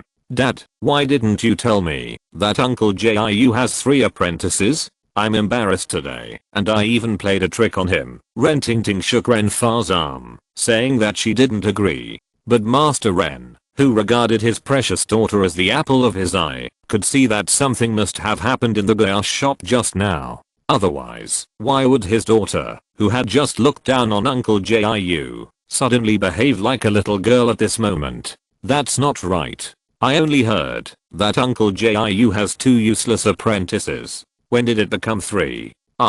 Just now, I clearly heard. Humph, Dad, you are bad. I will ignore you. Haha, okay, I won't tease you anymore. Uncle Jiu really has only 2 apprentices. The other one is probably Uncle Jiu's nephew. I heard that he came from another place to seek refuge with Uncle Jiu not long ago. How come you just ran into him? Ren Fa looks friendly and amiable on the surface, but he has been doing business for many years, so of course he has asked people to inquire about who is the most suitable person to move the coffin and rebury in Lanshan Town. As for Luo Wen, he actually heard from his subordinates that Uncle Jiu's nephew is very gentle and has a very mysterious origin. His skills seem to be no weaker than Uncle Jiu, but he rarely deals with outsiders. As for why Luo Wen can be compared with Uncle Jiu, it is because Luo Wen's performance in the charity cemetery is compared with Wen K and Qiu Sheng. Which person who has been there doesn't have the habit of asking questions? But Ren Fa would definitely not accept that his daughter chose a Taoist priest. He must find someone to investigate it in detail. Only by knowing ourselves and the enemy can we come up with a good countermeasure. Chapter 67. Going up the mountain. Exorcising demons is Uncle Jiu's vocation, and it is also the root of Luo Wen's joining the Taoist sect and being given the opportunity to enter the Tao in order to make a living and support his family. Even if he is a Maotian authentic, he also has another profession. One is responsibility and obligation, and the other is paid service. For example, Taoist Samu's driving corpses, Master Yixiu's treating diseases, and Taoist Yomo's charity cemetery. At the same time, Uncle Jiu also does part-time rituals, funeral wreaths and other businesses. Exorcising demons is not something that happens every day, but birth, aging, illness and death are inevitable every day. To be honest, the green zombie that Luo Wen encountered not long ago is already the biggest threat and test that Maotian disciples have encountered in recent decades. On Uncle Jiu's side, whether it is how he behaves as a person or his understanding of the realm of Taoism, there are indeed many aspects that are worth learning from Luo Wen. But when it comes to hard strength, or the upper limit of the enemy, Uncle Jiu may not be as good as Luo Wen. Hoo-hoo, the 3-day deadline has come. There is a tomb next to Lanshan Town in a beautiful mountain. You can overlook the changes of Lanshan Town from afar, and you can see the mountains converge into the sea and sky from afar. Coupled with the warm mountain breeze, with a hint of salty and humid air from the sea, it is an excellent place for dormancy and sleep. Everyone should worship with sincerity and respect, and must not offend the ancestors with foul language. Uncle Jiu, who was dressed in a yellow Taoist robe, had an extremely solemn expression. He respectfully lit the first incense stick on the prepared altar. Qiu Sheng and Wen K, who were following behind him, had their eyes rolling around, and they could not get their attention away from Ren Ting Ting, who was wearing a floral short jacket. They both pretended to be good looking, changed into their best clothes, and put on watches on their wrists. While trying to attract Ren Ting Ting's attention, they couldn't help but think of their biggest competitor. Following the beautiful Ren Ting Ting's peripheral vision, they saw that it was their junior brother Luo Wen. Alas, the flowers have intentions, but the water is ruthless. If I had known, I should not have let my junior brother show up that day. Amid the rustling footsteps, Master Ren Fa, who was dressed in brocade, walked in second place, followed by Ren Tingting, who was dressed in traditional clothes and looked inexplicably shy. A slightly bloated man with glasses, who was about 180 centimeters tall, made him look a bit tall and strong. At this time, he took the lead and stuck close to Ren Tingting, ranking third. Wen Kai and Qiusheng, who were vying for the first place, seemed to have sensed the hostility of the man with glasses. They temporarily put aside the idea of internal fighting and pointed their guns outward, thinking that they had to squeeze out Tingting's distant cousin Oi first. Junior brother, come quickly, burn incense. Luo Wen, who was wearing indigo long sleeves and long pants, had no distracting thoughts in his mind, but only used his spiritual sense to sense the ominous breath underground. As for Ren Tingting's secret gaze, the jealousy of the two senior brothers, and now they were hugging together to get close. Luo Wen just raised his mouth helplessly, retracted his secret exploration, held the incense candle in his hand, lit it, and bowed 3 times with bated breath. Old Master Ren, although you are at risk of corpse transformation at any time, at this time, the dead still pay you a stick of incense. If there is any change in the future, don't blame me. Luo Wen muttered to himself, thinking of the tasks set by the system. There was no way. If he wanted to get more system rewards and the influence factor of exorcising demons, it must be fulfilled on these bosses. Tingting, are you feeling uncomfortable at home these days? Yes, I heard that you and Master Ren haven't been back to town for many years. If you need help with anything, you can call me and my junior brother, either Qiusheng or Awen. Go away. What can my cousin do for you? I'm the captain of the security team. Of course, she will come to me directly if she has something to do. A group of relatives and descendants of the Ren family, after burning incense, waited aside, while the servants and the young and strong men hired by Ren Fa were all on high alert, waiting for the words of the superior Uncle Nine. As for Wen Kai, Qiusheng, and the bespectacled man Oi, they all surrounded the little white rabbit Ren Tingting and asked about her well-being, as if they were willing to give their hearts and lungs to her and go through fire and water to please her. However, the heroine, surrounded by young people, Ren Tingting, who had 2 cute pigtails, seemed to have someone else in her heart. She stared at a tall and slender figure with cautious eyes. On the other side, Uncle Jiu and Ren Fa were discussing something with Luo Wen. Uncle Jiu, this is your friend Luo, right? What's wrong? Master Ren seems to know my nephew. Oh, I occasionally heard people mention that he is a disciple of Taoist Simi from Maotian. He saved the 71st prince of the capital. His Taoist practice even attracted thunder from heaven. Seeing such a young talent today, I can't help but yearn for him. Haha. Ren Fa has always been skeptical about the rumors, but after so many polite words, everyone has gotten used to it. Well, it seems that Master Ren is well informed. Awen, why don't you come forward to greet him? Master Ren is doing business in the provincial capital. Whether it is relationships or ways, you should ask him for more advice. Ren Fa took the initiative to talk to Uncle Jiu about his nephews, and Uncle Jiu was of course willing. He brought them here today to create an opportunity for his own disciples to make friends widely, especially for Brother Simu's disciple Luo Wen. Uncle Jiu was most satisfied and liked him. There was no way. His own 2 disciples were barely presentable. In the past, he said that Qiusheng was barely presentable. But now, in comparison, it is still the case that Awen has a greater chance of making a name for himself. The 2 guys only know how to circle around Tingting. Don't they know that it is Master Ren who is in charge? Alas, there is no successor, and it is fortunate that these 2 things do not conflict with each other.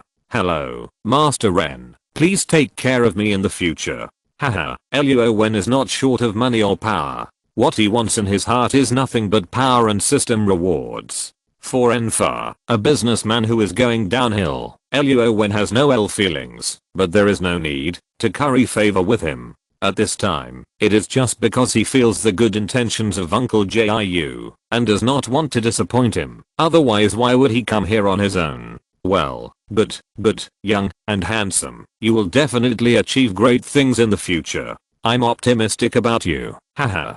3 days ago, Renfa saw his daughter renting Ting's worries, so he sent someone to inquire about Luo Wen. In this era, where telegraphs have appeared, cross-provincial exchanges can be realized in an instant, but it only costs more silver dollars. Renfa has no so-called secular prejudice against people from all walks of life. He also does not object to his daughter liking a man from a non-business family. However, if you want to be his son-in-law, character and appearance are only one aspect, and ability is the most important. Among all the young people that Renfa can contact, Luo Wen, who saved the royal family and was humble and unknown, obviously has no match in character, appearance, ability, and opportunity. Chapter 68, Reburial. Let's stop talking nonsense and focus on business. Renfa didn't want to leave Luo Wen with an impression that he was too proactive. After greeting him, he started to discuss business with Uncle Jiu. The kindness and ease on his face were replaced by seriousness and a little nervousness and worry. After all, it was for the reburial of his father, and it was also related to the family fortune. Even if Renfa didn't believe it before, he had to be more cautious and careful at this time. Uncle Jiu, the Feng Shui master, said that this cemetery is very difficult to find.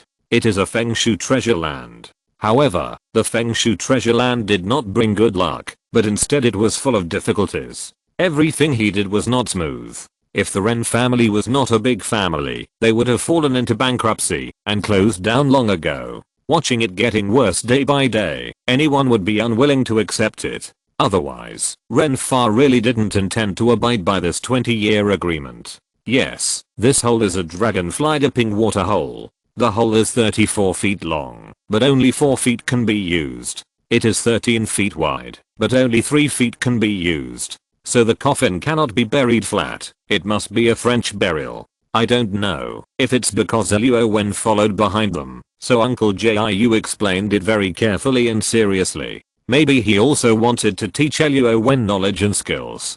Compared with Taoism, these knowledge are of course dispensable, but they are also closely related. Maybe it can inspire him. Great, the Feng Shui master said so at the beginning. Uncle Jiu, I really admire you. Ta-ta, French burial. Master, what is a French burial? Is it a French funeral? Usually I ask you to study, but you insist on feeding pigs. Uncle Jiu has a helpless look on his face. He wants to get angry, but he doesn't know what to say. Humph. Qiu Sheng, Wen K, you came at the right time. Come and listen together. Don't be idle all day and make no progress.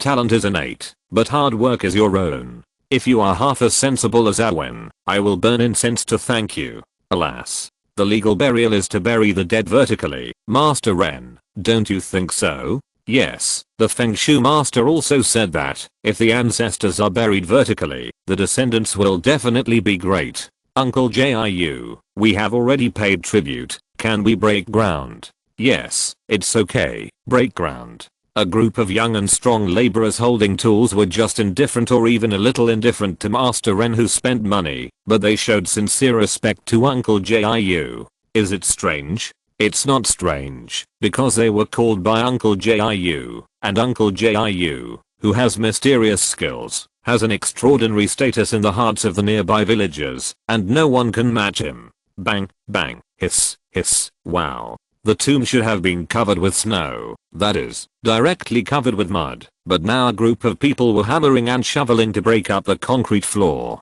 They saw the yellow mud underneath. After digging less than half a meter, they found a solid and high quality solid wood coffin. Uncle Jiu, we found it. Well, open the coffin. Uncle Jiu, why are you sighing suddenly? Uncle Jiu is experienced and has long noticed that the breath surrounding the coffin is not right. Luo went to the side and shook his head unconsciously. His heart was filled with unspeakable regret and sympathy for the resentment that was about to revive. Facing Renfa's inquiry, Uncle Jiu didn't want to stick to the old ways. Considering the need to show some leniency among colleagues, he had a vague guess in his mind. The correct approach is to let the dragonfly touch the water and the snowflakes cover the roof. But now the whole piece of cement is covering it, and the ancestors below can't even breathe, let alone let them touch the water.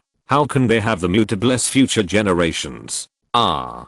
But, we clearly did all these according to the instructions of the Feng Shui master. HMPH, I'm afraid that, when you bought this Feng Shui land, you must have offended someone. Or did you bought this Feng Shui land from the Feng Shui master? Rich people always use their power to oppress others. Although Renfa looks kind on the surface, he is actually birds of a feather. He walked out of Lanshan Town, and has never done any good things for his hometown for decades except for ancestor worship. He has never done any good deeds to accumulate merits such as building bridges and roads. If he didn't need to ask Uncle Jiu for help, why didn't he come to him for the burial of Old Master Ren? Thinking of the details, Uncle Jiu felt that Renfa must have had some dirty tricks when he buried his ancestors here. Haha, Uncle Jiu, what do you think we should do now? Renfa, shrinking his neck, obviously acquiesced to the contradiction. He did not expect that he would bring bad luck to his family for 20 years by using a little trick to rob the tomb of the Feng Shui master. Humph. Fortunately, the Feng Shui master has a conscience. He only harmed your own family for half a lifetime, not your whole life. He harmed your generation, not your 18th generation. Ah. This. Renfa's lips were bitter, but he had nothing to say. Clang. At this time, Luo Wen and Qiu Shen came to help, and helped several young men to pull the heavy coffin out of the ground with a pulley. Everyone, today is the day when Rengan Weian will see the light of day again. Anyone who is 36, 22, 35, or 48 years old, and born in the year of the rooster or the year of the ox, turn around and avoid it. Uncle Jiu, who was wearing a Taoist hat, ignored Renfa and tidied up his clothes and started the next step of the procedure. Removing the coffin and reburying it is a very serious matter, which requires special attention to time and rules. It cannot be sloppy in any case. Otherwise, if the strangers bump into the ancestors and make him resentful, it will inevitably cause more troubles. Avoidance is completed. Everyone tidy up their clothes and open the coffin. Clang, pop, quack, chirp. The surrounding mountains and forests were filled with crows crying, an ominous sign of frightened birds. Animals' perception is of course more sensitive than humans. And Uncle Jiu, whose face is as gloomy as water, and Luo Wen, who looks indifferent, are not to mention. Hu. The copper nails were pried open with a hammer, and the coffin lid was pushed open by several people. Hiss. The black yun energy, corpse energy, and resentment, under the sunlight, made a melting sound that could be heard by the naked ear. When the old man Ren, who was wearing an official uniform, had a livid face, and his body was not rotten, appeared in front of everyone. Hiss. Everyone's heart shuddered with a chill. I don't know if it is the special nature of this era, but the dead are popular to wear this instead of the traditional shroud. Or, in this zombie world, only such rural customs and habits have created the appearance and chaos of zombies. Woo, Dad. Woo, Grandpa. With a thud, Renfa and Rentingting, whether because of their weak legs or their true feelings, knelt down in front of the coffin. Dad, I'm really unfilial to disturb you like this. Compared with Rentingting, who was about to cry, Renfa, who was just making a lot of noise, but not doing anything, was obviously more of a show. By the way, Uncle Jiu, can this tomb be used again? Isn't this funny? How can you dig out the ancestors and bury them again? Even if Luo Wen had not learned Feng Shui and knowledge about burial, he knew that normal people would not ask such a question. Alas, how could Rentingting, a good little white rabbit, be educated like this by Renfa? It's unreasonable. It's really unreasonable. It's like a dragonfly touching the water, one point at a time. It will definitely not touch the same place. This acupoint is useless. I suggest cremating it on the spot. Uncle Jiu's mentality has changed at this time.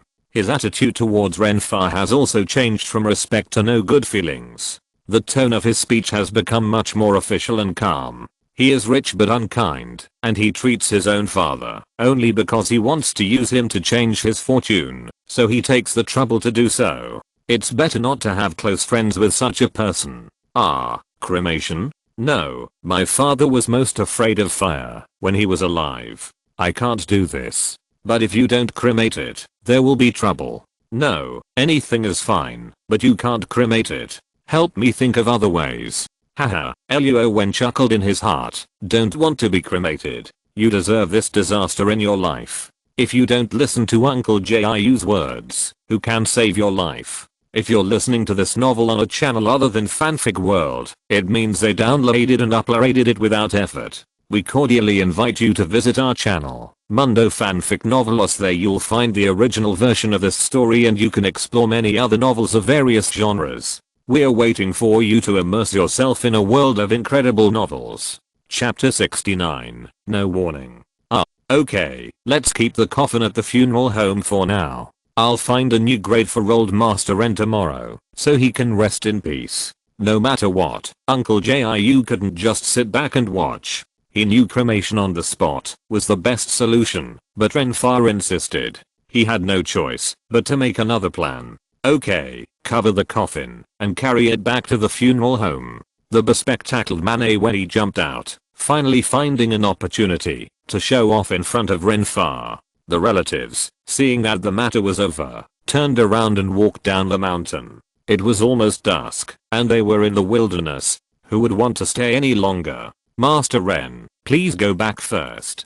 Dad, let's go back. Well, that's the only way for now. Creak, creak. Hey. It took 8 strong men to lift the wooden coffin with a lasso. Ren Ting, who was reluctant to leave, looked at Luo Wen, whose face was gentle just now but now suddenly looked 1,000 miles away. She also supported her father and sat on the bamboo pole with a tangled heart. She was still thinking about saying a few words to Luo Wen, but she didn't expect that she had never found a chance. Oh, how upset. There are some low shrubs and thorns growing between the mountains and forests. The slope is not very steep, otherwise it would be difficult to do this job today. Qiu Sheng, Wen K, light a plum blossom incense array in the tomb. Tell me what it looks like when you come back. Also, remember to light a stick of incense on every nearby grave. Wen, let's go back first.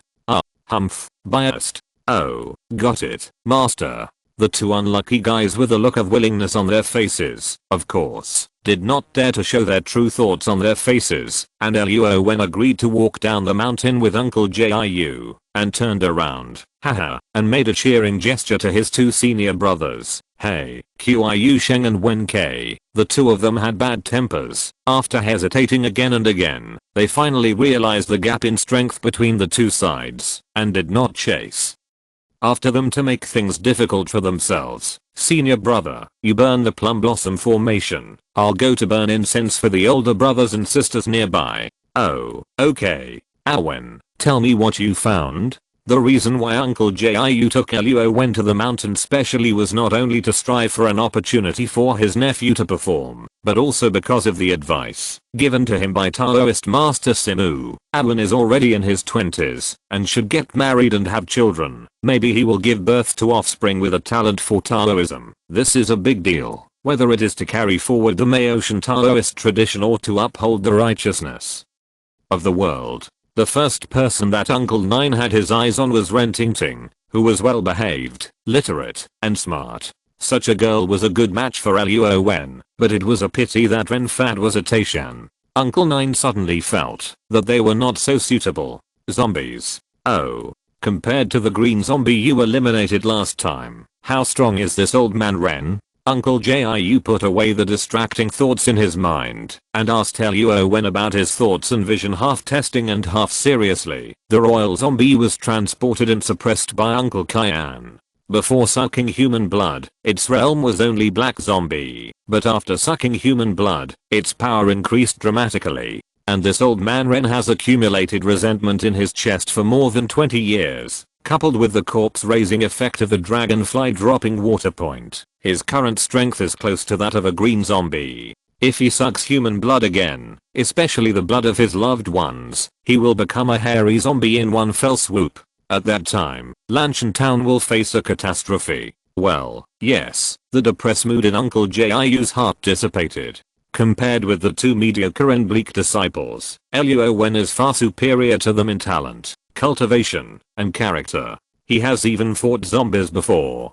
Today, when he saw a powerful green zombie sleeping, he was still calm and composed, without any sense of tension. Junior brother Samu has accepted a good disciple. It's really enviable. When we return to the charity cemetery, we will carve magic circle to block the zombies' perception of the outside world. Then we will find a new tomb, set up an evil killing magic circle, and use the great power between heaven and earth to slowly eliminate the zombies' resentment. Haha, don't be surprised. After all, not everyone can reach the soul condensation realm and have such a strong spiritual power accumulated in their bodies. Uncle Master, are you trying to tell me that in addition to focusing on improving my own strength formations, human relationships, and all effective shorthandedness are necessary? Haha, the child is teachable. Haha, Wen, your master sent a message to Myling, asking if you have met a woman you like while living with me. If so, hurry up and get married and have children, so that he can become a master's grandfather as soon as possible. Oh my god, Luo Wen felt depressed. In the main world, his parents hadn't even started urging him to get married, but when he came to the other world, Taoist Samu urged him to get married. It was true that what was coming would come, and there was no place to hide. However, apart from being speechless and helpless, Luo Wen felt a warm current in his heart towards his uncle Jiu who was joking in front of him, and his master who was worried about him. He felt touched that they were not relatives, but better than relatives. Uncle Master, I understand. Thank you and Master for your concern. Well, I'm glad you know it. Haha.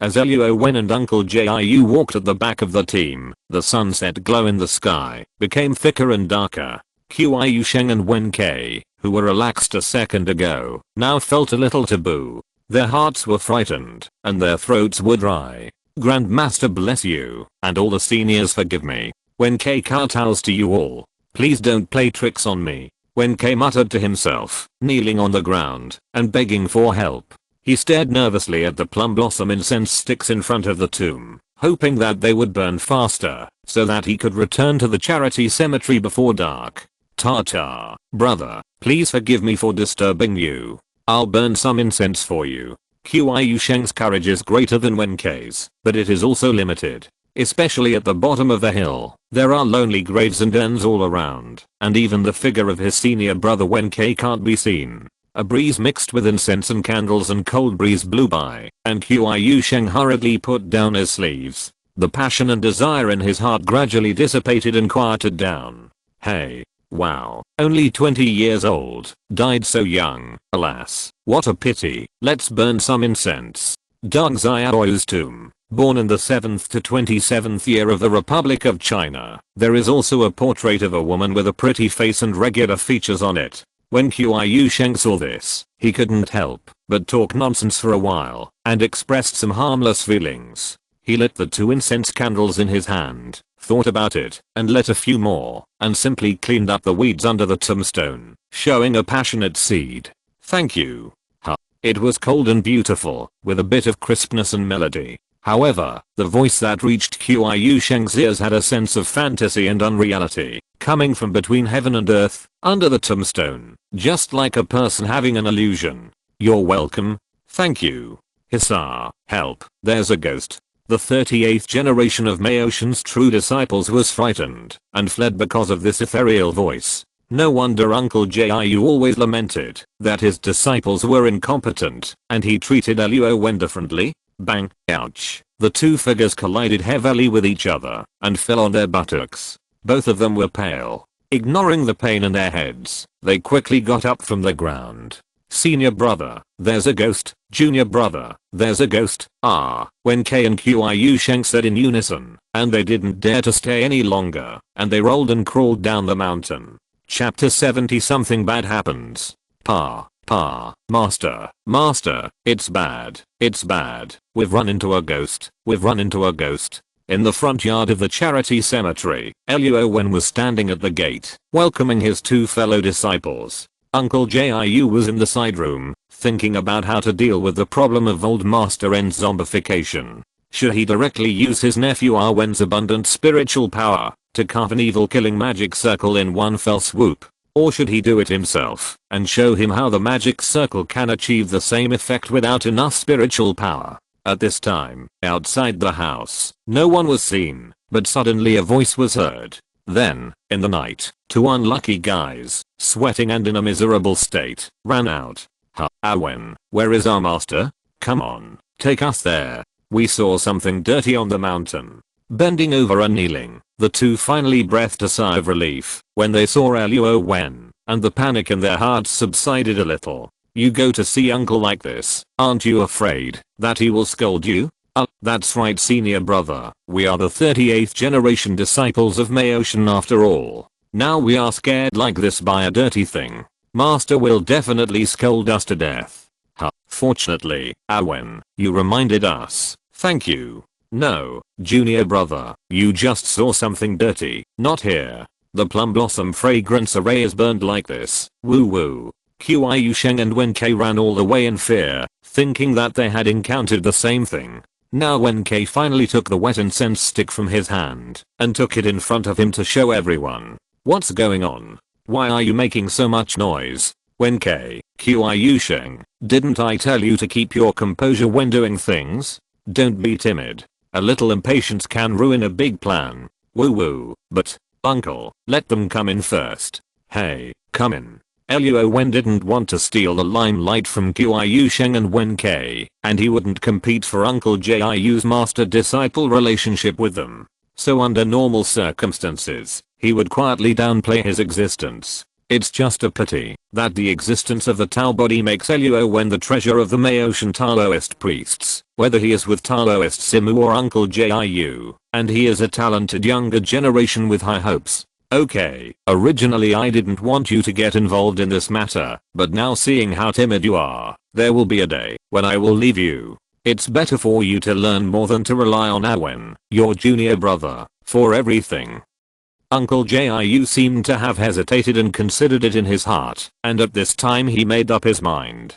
He looked at Qiu Sheng and Wen K with complicated eyes. The two of them were timid and useless. Alas. Then he turned to Luo Wen, who was standing quietly by the side, quiet and indifferent. Well, the future of Maotian sect can only rely on him. Master, we, Qiu Sheng and Wen K, with faces full of shame, also felt the disappointment and loneliness in Uncle Jiu's eyes. They couldn't help but want to say something, but when they opened their mouths, nothing came out. Okay, from now on, you must remember firmly in your heart what I taught you.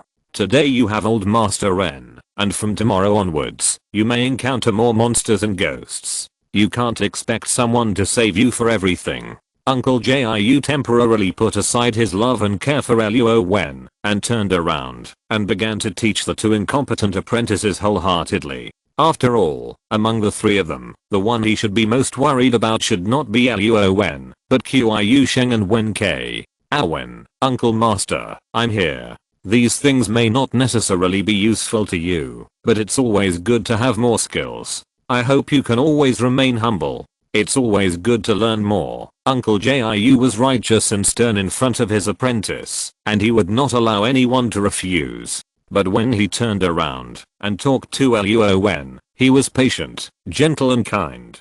Got it, Uncle Master. Okay. People are most afraid of 3 longs and 2 shorts, and the most taboo incense is 2 shorts and 1 long. Now the incense is burning like this. There is a saying in the sect that, if this kind of incense is burned in the family, there will be a death. Then Master Ren's family is doomed. Wen K couldn't keep things in his heart. Hearing this, he couldn't help but worry about his sweetheart. Unlike Qiu Sheng, who had just been scolded, he was thoughtful at this time, listening to Uncle Jiu's instructions seriously. Master Ren's family. Master, no, you have to think of a way quickly. Wen K, what I just said, have you forgotten so quickly? Master, I was wrong. You don't need to remind me, otherwise why do you think I should carry the coffin back? Oh, so that means there is something wrong with this coffin? The 4 of them stood in the side room specially vacated, looking at the earthy smell in front of them, and there was a chilling cold breath, mixed with some decayed and corpse-like smell from time to time. Of course, even Luo Wen has gotten used to the existence of these unpleasant smells, not to mention Qiu Sheng and Wen K who have been living and practicing in the charity cemetery since childhood. It's not the coffin that has a problem, it's the corpse that has a problem, right, Master? Well, At least Qiu Sheng has some brains. Haha, TSK. After being praised, Qiu Sheng had a proud look on his face, while Wen Ke had a look of disdain on his face. The two of them have been playing and fighting since they were young, and Luo Wen has been in contact with them for a while. In fact, whether it is Uncle Jiu, Master Samu Taoist in jail, Master IQ, Jingjing, the people in this world are like born optimists, with a sense of nonsense. I also think something is wrong. The corpse has been buried underground for more than 20 years, but it has not rotted at all. Junior brother, help me. Okay. When K finally got his IQ online, and his expression was rare and serious, Qiu Sheng did not continue to play with him, but cooperated and listened to his request, and worked together to push the coffin lid. Well, that's right. Brothers are united, and their strength is strong. You are finally starting to grow up.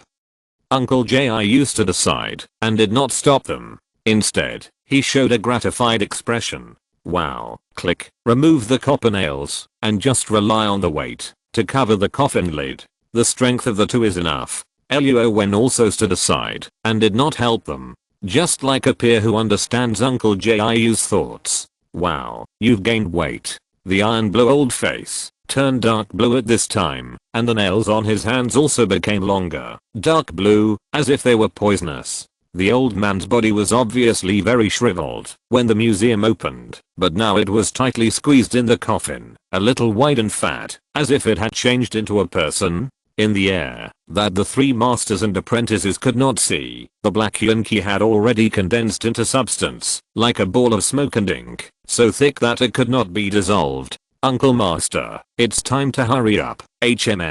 Unlike Luo Wen's heavenly eyes that opened automatically, Uncle Jiu's frown was due to his extraordinary experience and intuitive perception. Qiu Sheng, Wen Ke, prepare paper, pen, ink, knife, and sword. What? Yellow paper, red pen, black ink, kitchen knife, wooden sword, and yes, a big rooster. Ta-ta, ta-ta. When K and Qiu Sheng turned around and ran to the backyard in a flurry, saying oh repeatedly. Alas, in troubled times, the world is not at peace. Wen, I have nothing to teach you about your Maotian Zeng for cultivation, but these ordinary borrowing objects to cast spells may be of some benefit to your future growth. You might as well take a closer look. Uncle Master, thank you for your trouble. Chapter 71 Casting a Spell. The rooster crows, and the world is bright. The rooster announces the dawn. It is naturally inspired by the righteousness of heaven and earth, and is gifted with extraordinary talents. It can also dispel evil spirits. Take its blood and add cinnabar, which is the best thing for drawing talismans and spells. Then blend it with ink, and you can even draw arrays and seal patterns. I appeal to San Mao's engine. Please apply the law to me. In the dark, the spiritual power of heaven and earth was called by Uncle Jiu. It should be treated with sincerity and take it as its responsibility to support the righteousness of the world. San Mao's engine protects his disciples. This is a bit too illusory. Although Luo Wen was given the spiritual power seed, this is nothing more than the statue of San Mao's engine, with the spirit gathering array carved by the sect, and the secret method of Maotian. Otherwise, how could a real immortal allow demons and monsters to bully the inheritance left by himself? These, in the final analysis, are just a kind of spiritual sustenance, strengthening beliefs to increase one's spiritual will. Invisible and colorless spiritual power gathered from all directions. Uncle Jiu condensed it into the mixed solution in his hand through the magic tool. Oh, it turned out to be yellow paper, chicken blood, and cinnabar. These ordinary things in the mortal world are the easiest to obtain, and the best carriers for preserving spiritual power. No wonder, no wonder. Uncle Jiu's realm is the same as Luo Wen's, but Luo Wen's spiritual power reserve and efficiency in recovering spiritual power are more than 10 times that of Uncle Jiu. This is thanks to the energy affinity, the innate magical power given by this system. Uncle Jiu is mysteriously making artifacts containing magic power, while Luo Wen is unraveling the mystery through observation, objectively and reasonably analyzing the principles. Just like Luo Wen trying to crack the principle of the four-eyed Taoist priest operating the walking corpse, with the help of the corpse driving talisman. His consciousness can achieve the same effect of controlling objects with spiritual consciousness. But one consumes energy and spiritual power, while the other basically does not consume it. What Uncle Jiu is doing now is to use spells and various prepared materials to make it possible to perform the extermination of evil array without consuming a lot of his own spiritual power.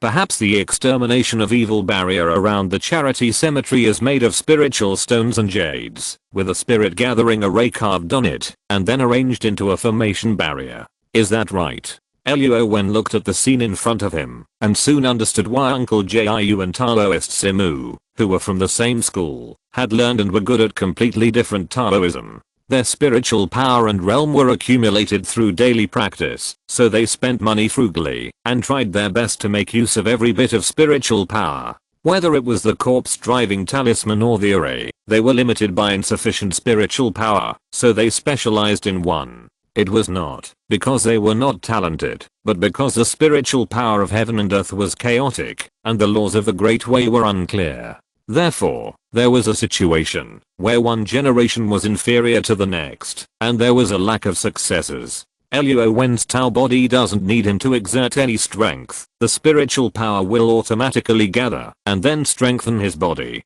After learning the Maotian Zhengfa, it's like finding the official instructions. The efficiency of absorption, transformation, and condensation is increasing day by day, and he can actively speed up the process through meditation. Therefore, Luo Wen, who has a lot of spiritual power, is like Zhang Wuji who has learned the 9 Yang magic skill. With strong confidence and energy support, he can learn anything at once. Of course, Luo Wen's seriousness and rational analysis also played an extremely important role. Hold it, you two are careful, the whole coffin must be bounced, understand? Oh, understand, master. Uncle Jiu seemed to have consumed a lot of energy because of the altar, and his face was full of fatigue. However, compared with the consumption of spiritual power in the body, the loss of energy will undoubtedly recover much faster. But now Uncle Jiu was unable to complete all the work himself, so he handed the ink bucket that condensed spiritual power to Wen Ke and Qiu Sheng, asking them to flick the magic pattern onto the coffin, and finally activate this evil killing magic array by themselves. Snap, snap, one person pulled the line, and the other held the bucket, which was a bit like an old carpenter working. Wen, you just need to take a look at these trivial techniques. After all, you can already draw talismans in the void, rely on your own spiritual power to lay down magic arrays, and even cast powerful magic such as Sky Thunder technique. Understanding the principles is far greater than spending your mind to study these. Uncle Jiu finished a long paragraph in one breath, and took a deep breath again, and the fatigue on his face seemed to be reduced a bit. Yes, uncle. The respectful and humble Luo Wen, in addition to being deeply moved at this time, had only full and sincere gratitude to Uncle Jiu. People are divided into good people and bad people. Corpses are divided into zombies and dead bodies. The wind outside the house seems to have become stronger at this time. I guess it's the change of seasons. Late autumn is gradually moving towards cold winter. Master, people are not only divided into good and bad people, there are also women and men. Haha, Wen Ke had forgotten the panic and depression in his heart after some actions, and now he began to interrupt with a playful smile. Master is talking, why are you everywhere? Uncle Jiu was furious. If it weren't for the fact that Wen Ke was half his son whom he raised from childhood, he would have kicked this kid out of the house long ago. Not only does he have no talent for cultivation, he is also not diligent. Instead, he always goes against him, which makes him very angry. But when he thinks about it, after living together for decades, the one who cares about and loves him the most is probably this useless eldest disciple. Alas, fortunately, the Maotian sect is not just my lineage. There are disciples like Wen among the younger generation. Everything is destined, it's fate. So what? Senior brother, why don't you just work with me honestly? You must know that trouble comes from the mouth. Shut up. After all, I'm your senior brother. Why don't you give me any face? Haha, the two unlucky guys quarreled while working, and Luo Wen shook his head helplessly, but also couldn't help laughing. The corpse of old Master Ren is going to become a zombie, and Master, why does the corpse become a zombie? Yes, how can a person suddenly become a bad person? Well, a person becomes a bad person because he is not motivated, and the corpse becomes a zombie because he has an extra breath. Huh. The breath that Master Uncle said is resentment, right? The world is divided into yin and yang. Yang is positive, and the moon is yin. Good people have a positive energy, and bad people have a negative evil energy. When a person who died unjustly happens to have a breath of resentment, after absorbing enough yin energy, he may become a corpse. Old Master Ren, who was buried in the Dragonfly Point water cave, meets all the conditions for becoming a zombie. Huh.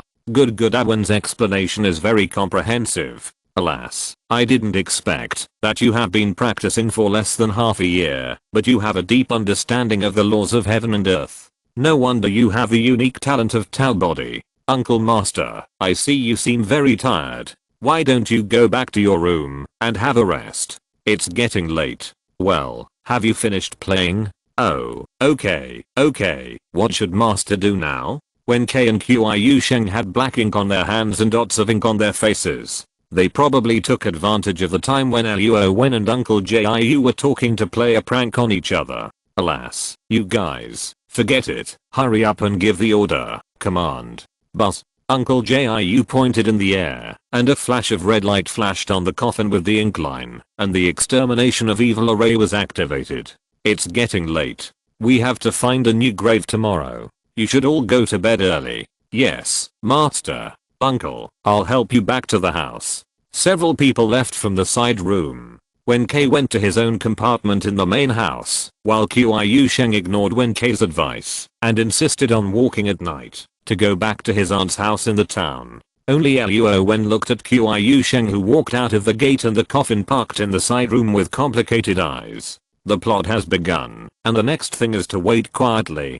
Anyway, Uncle Jiu, Wen K, and Qiu Sheng all escaped danger. Luo Wen didn't want to directly eliminate the unformed little zombie. Chapter 72, Corpse Transformation. In the dark night, only the morning hall was filled with ever-burning lamps, illuminating the rows of spirit tablets and the coffin of old Master Ren in the middle. The cold wind whistled outside the house, and the candlelight inside the house also swayed, as if something was causing trouble. At the bottom of the coffin, which everyone ignored, white cold air was condensing, and gradually turned into frost. Suddenly, creaking, the coffin began to shake by itself. Snap, the coffin lid actually lifted up a few centimeters out of thin air, and a withered and iron blue palm stretched out from the gap. The sharp long blue nails seemed to be coated with a terrifying poison. Puffis, it seemed to want to forcefully open the coffin lid, but the ink line on it, because of the blessing of the formation, directly burned the palm with bursts of green smoke. Swish, the palm was quickly retracted. The thing in the coffin, the first attempt to test the evil killing magic array, obviously failed. Ding ding dong dong. To get back to the town from the charity cemetery, you need to pass through a small forest. If you ride a bike, it usually takes no more than 15 minutes. But the road is not clear at night, and Qiu Sheng is frightened. Even if there are incense sticks on the handlebars, his feet are still a little weak, and he can't use the strength. Every time he pedals forward, he has to stretch his head and observe the surrounding environment. I'm afraid that tonight, he may not be able to ride home in half an hour. Ancestors bless me, Qiu Sheng usually does good deeds, and has never done evil. Brothers and sisters, please don't come to trouble me. Suddenly, the road that was still clear under the moonlight was now covered with thick white fog. Qiu Sheng, who gradually gained courage, also quickened his feet. Even if he was afraid, it was always right to leave the small forest as soon as possible. Ding ding dang dang, ding ding dong dong. The sound in front came from the bell of Qiu Sheng's bicycle, but the sound behind was not from the living world. Qiu Sheng seemed to be unaware of it, and he still lowered his head and walked through the forest path. At the intersection of the white fog and the moonlight, a bright red sedan was carried, and it was moving briskly towards Qiu Sheng. It was fast, and the sedan bearers carrying the sedan did not make any noise. Is this a bit wrong? The sound of playing instruments and singing sounded like a traditional ancient custom. There seemed to be a child's voice, faintly singing a strange and cheerful song. Her eyes seemed to shine like stars. But even with such movement, Qiu Sheng still remained at a loss, as if it did not happen in his world at all. The face was covered with white powder, and there was the kind of blush that paper people would have on it. She wore a round hat on her head, and the small braids at the back were, like they were glued, standing straight and twisted. The four bearers carrying the big sedan chair came closer, and found that they were wearing black longevity clothes. Looking at their lower body, their feet did not touch the ground, and there was no shadow, they were actually ghosts. So who was being carried in the carriage? Watch a gust of cold wind blow over, and the curtain of the sedan chair was blown up a little. Sitting inside was a bride with a face as rosy as peach blossoms, red lips and white teeth, a long braided hair, embroidered shoes, and a red wedding dress. What kind of ghost is this? The big sedan chair quickly passed Qiu Sheng, who was riding a bicycle, and stopped on the road he had to pass. The bride flew out of the sedan chair and sat on a tree branch and gently waved goodbye to the ghost bearers. Their faces were filled with strange and happy smiles. It was not until Qiu Sheng passed by and the bride sat on the back seat that the ghost sedan bearer lifted the big red sedan and disappeared directly into the white mist. Bang! There was a light sound, like the sound of two solid pieces of wood hitting each other. Wow. Creak. Forget it. He is practicing now. It is not good to interrupt him suddenly. I will go and see it myself. Uncle Jiu woke up from the room at the first time, passed Luo Wen's room, just stopped for a while, turned around and strode to the front yard. Luo Wen, who was in his room, was sitting cross-legged in meditation, opened his eyes, and looked outside the house. The corpse transformation has begun, so Qiu Sheng should also be entangled by the female ghost, right? After saying this, Luo Wen closed his eyelids and continued to refine his spiritual power, looking for the opportunity to integrate with the heavenly induction and integration. In the morgue, there was silence, and there was nothing unusual. It seemed that the zombies inside had injured their palms after failing to break through and knew the power of the formation. At this time, they were thinking about other ways and secretly accumulating strength. That's not right. The noise just now was clearly coming from here. Why is there no reaction now? Uncle Jiu always felt that he had overlooked something, but looking at the normal room, he couldn't figure out what was wrong. Is it the evil killing magic array? Uncle Jiu touched his beard, then bent down, and was about to check the bottom of the coffin to see if the ink line was not stretched, when suddenly, there was a sound of something knocking over in the main room on the other side. That room was where Wen K slept. Uncle Jiu loved his disciple so much that he didn't care about the normal coffin at this time.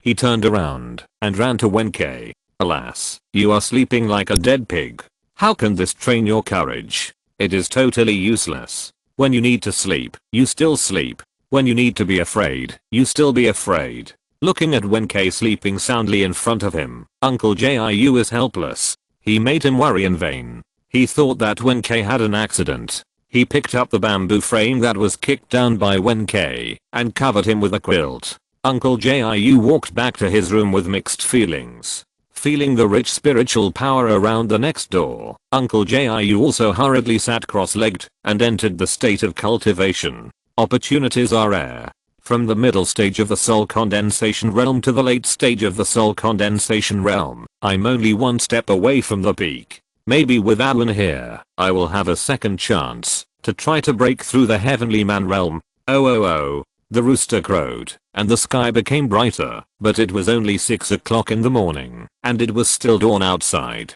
Luo Wen woke up from his meditation on time, opened the door, breathed in the drowsy fresh air, turned around to fetch water from the well to wash, then exercised, and after completing a set of Maotian boxing, went to the kitchen to prepare breakfast. Wen K, it's time to get up and practice. Why are you always so lazy? Can't you learn from Awen? Oh, I'll get up now. Wen K, who was dazed, hugged his long worm pillow, got up reluctantly, and packed it up, then walked to the training ground in the middle courtyard to start morning class practice. Uncle Master, breakfast is ready. Aren't you going out today? So I made it for you in advance. Steamed buns, porridge, spicy radish, and 2 plates of refreshing vegetables to go with rice. Well, Awen, you are thoughtful. You are not like Wen K at all. Okay, let's eat first. Don't worry about him. He will stay at home to look after the house later. You come with me to the mountain, and I will teach you some tricks of Feng Shui, finding dragons and dividing gold. Thank you, Uncle Master. Alas, there is no share for the hot food, and I'm the one who looks after the house. When will this end? Master, practice well, otherwise you will not get any of these. All of them will be fed to Dahi. Dahi is the local dog that helps to look after the house. When K did not expect that the master would be so heartless. At this time, he had to cheer up and start practicing seriously. Chapter 73 Progress. Can you directly see the spiritual veins between heaven and earth? Yes, shouldn't the Tao body be like this? Uncle Jiu touched his nose awkwardly. The Maotian classics only recorded the existence of the Tao body, and no one knew the details. As for the heavenly eye opening, he thought it was the Dharma eye. Originally, he said that he would give more guidance to Alan to bring his fellow disciples closer. Now it seems that he made a mistake. Oh, it was my negligence. In this case, you can use the method I just told you to find a suitable location in these mountains to set up the evil killing magic array. Well, uncle, I'll try it. To find dragons, determine the location and Feng Shui. What is needed is talent, to know where the yang energy gathers, and where the yin energy gathers. Although the yin and yang energy have different attributes, and demons and ghosts mostly absorb yin energy, but spiritual power does not distinguish between good and evil, but cares about the people who use the spiritual power. Therefore, it is not necessarily the case that places where yin energy gathers are full of evil spirits and monsters, nor are all good places with sufficient yang energy suitable for human habitation and burial of the dead. In the pre-Qin period, all Taoists were called key refiners, regardless of yin and yang attributes. After that, the method of practicing yin energy was gradually lost, and only those demons and ghosts were born with a preference for yin attributed spiritual power, which created the fear of everything related to darkness, coldness in the world. However, yin alone cannot grow, and yang alone cannot grow. The combination of yin and yang is the root of the endless cycle of the Great Way. The righteous way yearns for light and greatness, and rejects coldness and darkness. However, after abandoning the spiritual power of yin attributes, the spiritual power of yang attributes cannot be created out of thin air, right? Once the balance is broken, the laws of heaven and earth are chaotic and unclear, and the spiritual power veins gradually dry up, and it is difficult to find its traces. Feng Shui, divination, these sects that rely on the laws of the Great Way are directly cut off, and those famous and upright sects are still closely related and gradually decline. What Luo Wen was looking for was not a dragon vein, nor a so-called Feng Shui treasure land, but a flat and open mountainous area surrounded by small hills, making it like a basin, and a small river flowing through it, which made this originally dead land have external spiritual power added, and it was full of green trees and a beautiful scene of birds singing and flowers blooming. Now, let alone burying the coffin here, even if people moved in to live, it would be very suitable. Uncle, what do you think of this place? Uncle Jiu was just testing Luo Wen's learning results to see if he could apply what he learned. As a result, this mountain 10 miles away from Lanshan town actually hid the hidden dragon vein, and he didn't even find it. If he had known that this spiritual vein existed, he would not have built the charity cemetery on the spiritual mountain branch. Alas, what a pity. It's really a good thing for Master Ren. In that case, let's go back to town and discuss the relevant matters of the burial with Renfar. Uncle Jiu did not explain, but the implication was obvious. Uncle, you'd better take Brother Wen K with you to town later. I don't like Master Ren very much. That's not right. Didn't Renfar think highly of Awen yesterday, and even wanted to make friends with him? Awen, can I ask why? The resentment of death gathered on Renfar's head, not only because of his father, Old Master Ren, but also because of others. It was only from his father that the retribution was verified one by one. The only daughter, career failure, and family decline are just appearances. You mean, this is a cause and effect imposed by the laws of heaven and earth? I can't say for sure, but I have this feeling faintly. Yes, the Ren family became rich hundreds of years ago, all because of a second-rank official in the family, who was an honest official, and did a lot of good things for the people of the world. However, the family education was not strict, and each generation was worse than the previous one. The scholarly family could not continue, and it was from old Master Ren that they abandoned literature and went into business, running rampant in the village and oppressing people with their power. Okay, I know, after dealing with old Master Ren's affairs this time, I will have less dealings with the Ren family in the future, so as not to bring disaster upon myself. It is human nature to seek benefits and avoid harm, not to mention Uncle Jiu, who is a cultivator. At 10 o'clock in the morning, Luo Wen returned to the charity cemetery from outside. When K, who was in a bad mood, looked at him secretly, seeming to be hesitant to speak, as if he wanted to ask something, but lacked the courage. Wen, why didn't my master come back with you? He is waiting for you outside. He said he would take you to the Ren family to discuss something with Master Ren, so he asked me to come in and call you. Ah, really? When K, who was still a little unbelievable, had a look of joy on his face, but he opened his mouth wide and pointed at his face, as if he couldn't believe that this good thing that fell from the sky had actually fallen on his head. If he went to the Ren family in the town, wouldn't he be able to see his sweetheart Ting Ting? Really, Uncle said Qiu Sheng will also meet up with you in town. Brother, I can only help you up to this point. As for whether you and Qiu Sheng can win the heart of Ren Ting Ting, that's none of my business. As for the reasons Luo Wen told Uncle Jiu before, they were not completely false.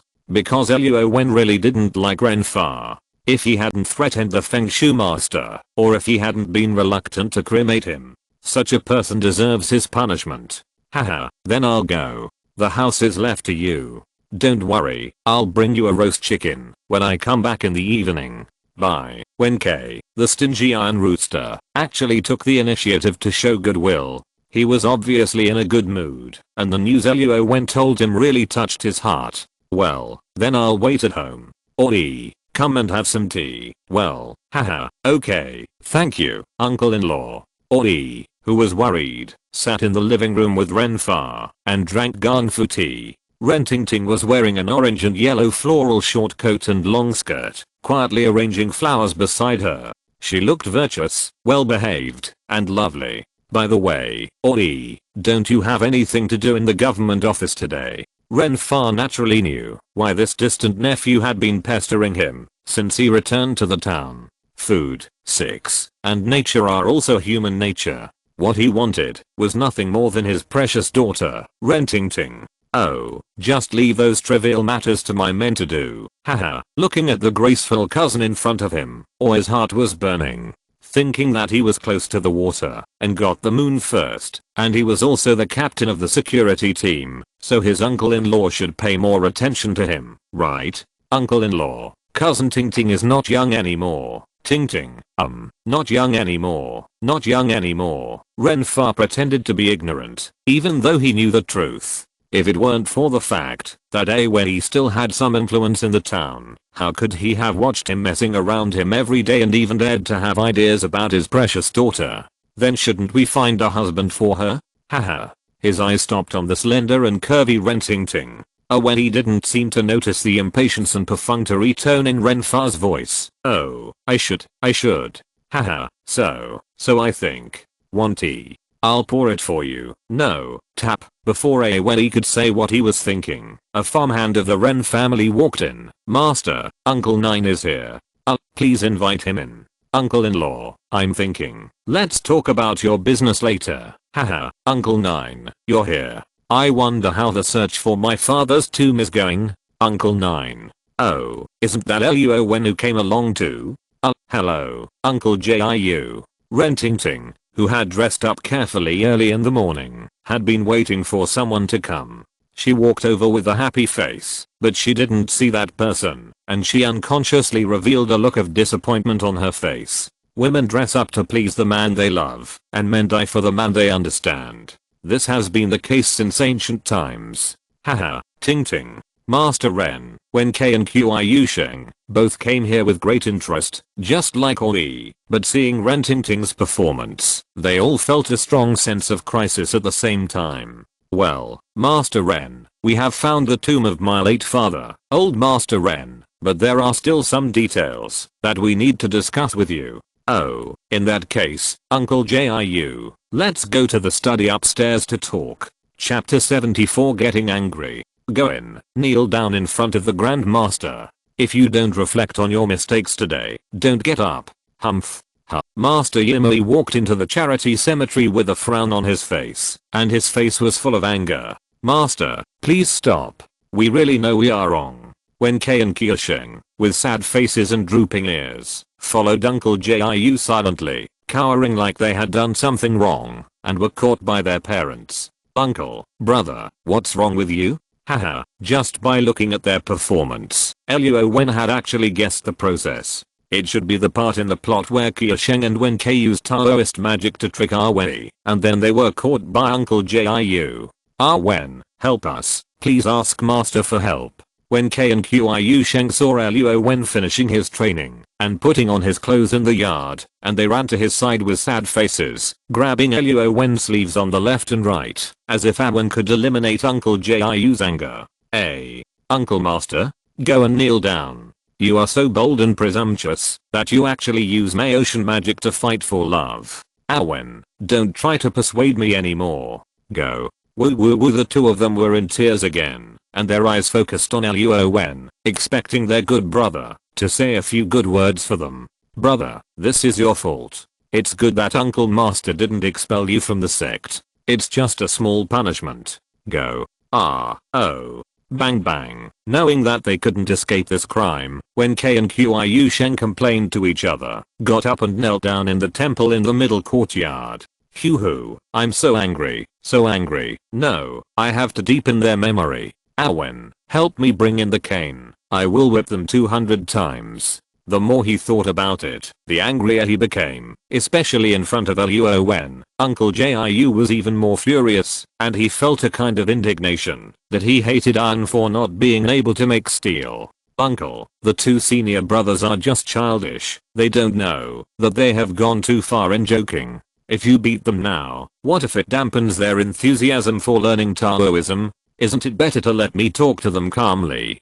Oh, forget it. These two bad disciples are really getting more and more outrageous. If we don't pay attention, they will cause trouble. Ah Wen, then just try it your way. Even if they can't become talents, they will eventually become adults, right? They respect you more than me as their master. Maybe they will listen to what you say. Uncle Jiu has been upright all his life, but these two disciples, perhaps he has poured too much effort and affection into them, treating them like his own children.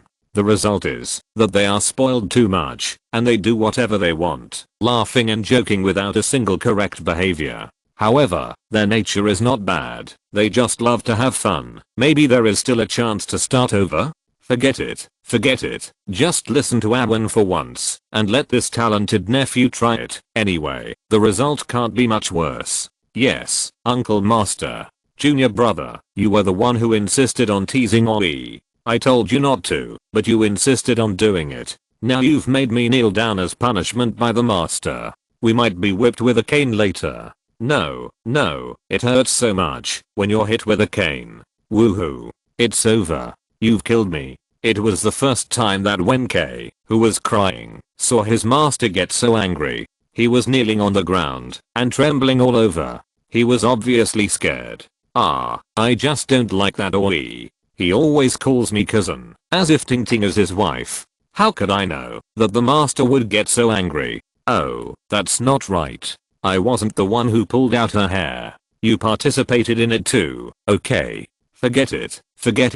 We're all in this world together. We don't know how the master is going to punish us later. Qiusheng also remembered the master's teachings at this time.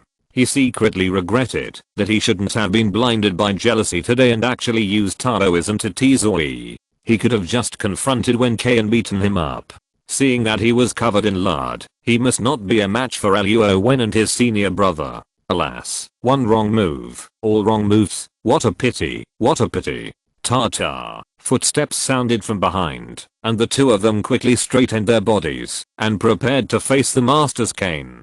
They could no longer care about the mutual complaints and the distracting thoughts in their hearts. Senior brother, get up. It's Ah Wen, not the master. Swish. Wen, why are you here? Where is the master? Did he say he forgave us? The two of them got up from the ground with a smile on their faces, licking their smiling faces, and surrounded Luo Wen. You clearly know the rules of the sect. You are not allowed to use Maotian magic to deal with ordinary people. You can just use fists and feet, right? Haha, Uncle Jiu had already told Luo Wen the whole process, and naturally deepened the details of the plot again. At this time, Luo Wen participated in it as a fellow disciple, and he found it even more interesting. Well, great minds think alike. I was actually thinking the same thing just now. Alas, Wen was sticking close to Ting Ting at the time, and he was provoking us with words, so I couldn't help it.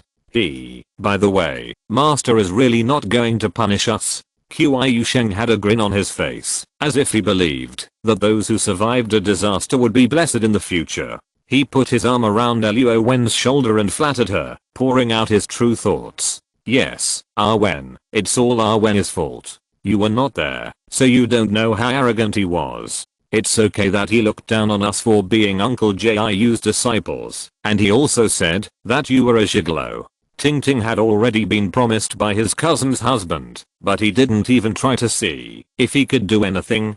Why did Luo Wen sound like he had his own business involved? Okay, I know you don't like Wen, but you also know Uncle Master's temper and personality. Some small things are fine, but disregarding the sect rules, isn't this just looking for excitement? Haha, we know we were wrong. Really, Qiu Sheng and Wen Ke were frightened. Thinking back to the murderous look on the master's face along the way, they were now shuddering. Fortunately, Wen is here, otherwise we would really be doomed this time. Go and admit your mistakes to Uncle Master later, correct your attitude, and make sure to seriously and sincerely admit that you have violated the sect rules, and promise that you will not violate them again next time.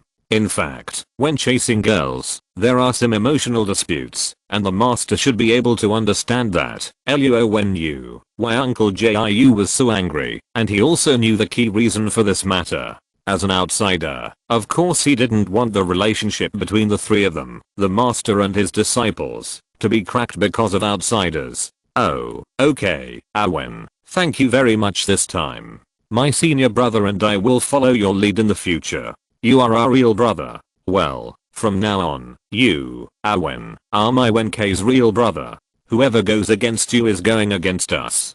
Haha, I will be thankful if you don't ask me to clean up next time. Qiu Sheng and Wen Ke patted their chests, as if they were sharing weal and woe with Luo Wen.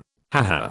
Plop, plop, master, this time we shouldn't forget your usual admonitions to us, in order to chase the girl, nor should we be blinded by jealousy and use Taoist magic to play tricks on Oi casually. Master, we know we are wrong. Uncle Jiu returned to his room, and sat down for a while. Unexpectedly, the two apprentices who had been stubborn all the way had a shocking reversal of attitude. They didn't say they knew their mistakes in order to escape punishment. Instead, they were sincere and knew where they were really wrong. Sure enough, it was Wen who took action, and everything was different. Get up, don't do it again. I'll forgive you this time. Yeah, thank you master. Chapter 75 Zombie Escape. That night, Luo Wen helped the drunk Uncle Jiu into his room. Wen Ke and Qiu Sheng also drank 2 more cups, because they were reborn, and slept together in the side room in the backyard. Wen, come, let's drink again. Well, Wen, I'm sorry, I forgot the roast chicken I promised you before I left. I will definitely make it up to you later. Hiccup, hiccup, your cooking is still the best. Wen Ke, whose eyes were already blurry, could not change the habit of blurting out the words in his heart, even when he was drunk. Hiccuping, he and Qiu Sheng hugged each other, and slept on the bed. Alas, you can't drink too much, but you still want to drink. Now I have to take care of you. I don't know if you are my junior brother or I'm my junior brother. Luo Wen, who was helpless, felt a little groggy, because he was full and drunk. However, thinking about the corpse of old Master Ren, he had turned into a zombie last night. With the rich essence of the moon tonight, he would definitely escape the evil killing magic circle. Luo Wen could not help but walk to the middle of the backyard and wash his face with well water. Then, he cast a spell. to set up an isolation barrier in the backyard. The golden energy shield rose up, shielding the flow of air between the backyard and the outside world. As for Ting, alas, I can only say sorry to her. Sitting cross-legged in the middle of the open space in the backyard, the night was as cool as water. A trace of cold air spread from the corner to the wall, but Luo Wen turned a deaf ear to the coldness around him, but held his breath and concentrated, and his consciousness gradually sank into the spiritual ocean. The moonlight poured down on the whole earth like mercury. The colder it got, the louder the creaking coffin in the morgue in the front yard made. Swoosh, swoosh, swoosh. After a day and a night, the spiritual power in the incline had decreased a little, although it was still emitting light and sealing the evil things in the coffin. As something inside was gradually exerting its strength, the coffin lid was lifted higher and higher. The window that was forgotten to be closed let the moonlight shine into the house, especially the bottom of the coffin, because it was not hit by the incline. A little bit of the essence of the moon was being sucked into the zombie's body, strengthening his strength. Creak, creak, clang, clang, snap, snap. The red spiritual power patterns began to break, and more, boom. The coffin suddenly broke into pieces. A zombie with a green face and fangs, spewing cold air from its mouth, raised his stiff hands horizontally, and his poisonous long nails on them were still glowing with a faint blue light. Bang, bang. He stood in the room from the coffin fragments. Meow, meow, roar. Outside the yard, a wild goat passed by chance, instantly attracting the attention of the hungry and thirsty zombie. Swish, he jumped directly out of the window. Meow. After a shrill scream, the wild goat shriveled up, leaving only a skinny corpse, which was thrown into the corner by the monster in official uniform. Then bang, bang, bang. Following the blood breath, he jumped towards Lanshan Town. In the early morning, ding ding ding, the sound of a gong rang from the town to the outside of the town. It's bad, it's bad. Mr. Ren was murdered at home. A murder case happened in the Ren mansion. Early in the morning, Niua from Niujia village ran back to the village from the town, and rushed to the charity cemetery in a hurry, to tell the sleepy Uncle Jiu the shocking bad news. Niujia village is the closest village to the charity cemetery, just on the other side of the road, separated by a stream and a few hundred meters away. Niua is a night watchman in the town. He usually goes out before dark, and comes back from the town to rest at dawn. What? Uncle Jiu just met Renfa yesterday, and he said he would go to see the new tomb location today. How come he suddenly heard this bad news? Oh, what's wrong, master? Why is it so noisy outside? Hey, Niua, you finished your night shift. Why don't you go home to sleep? What are you doing in our charity cemetery so early in the morning?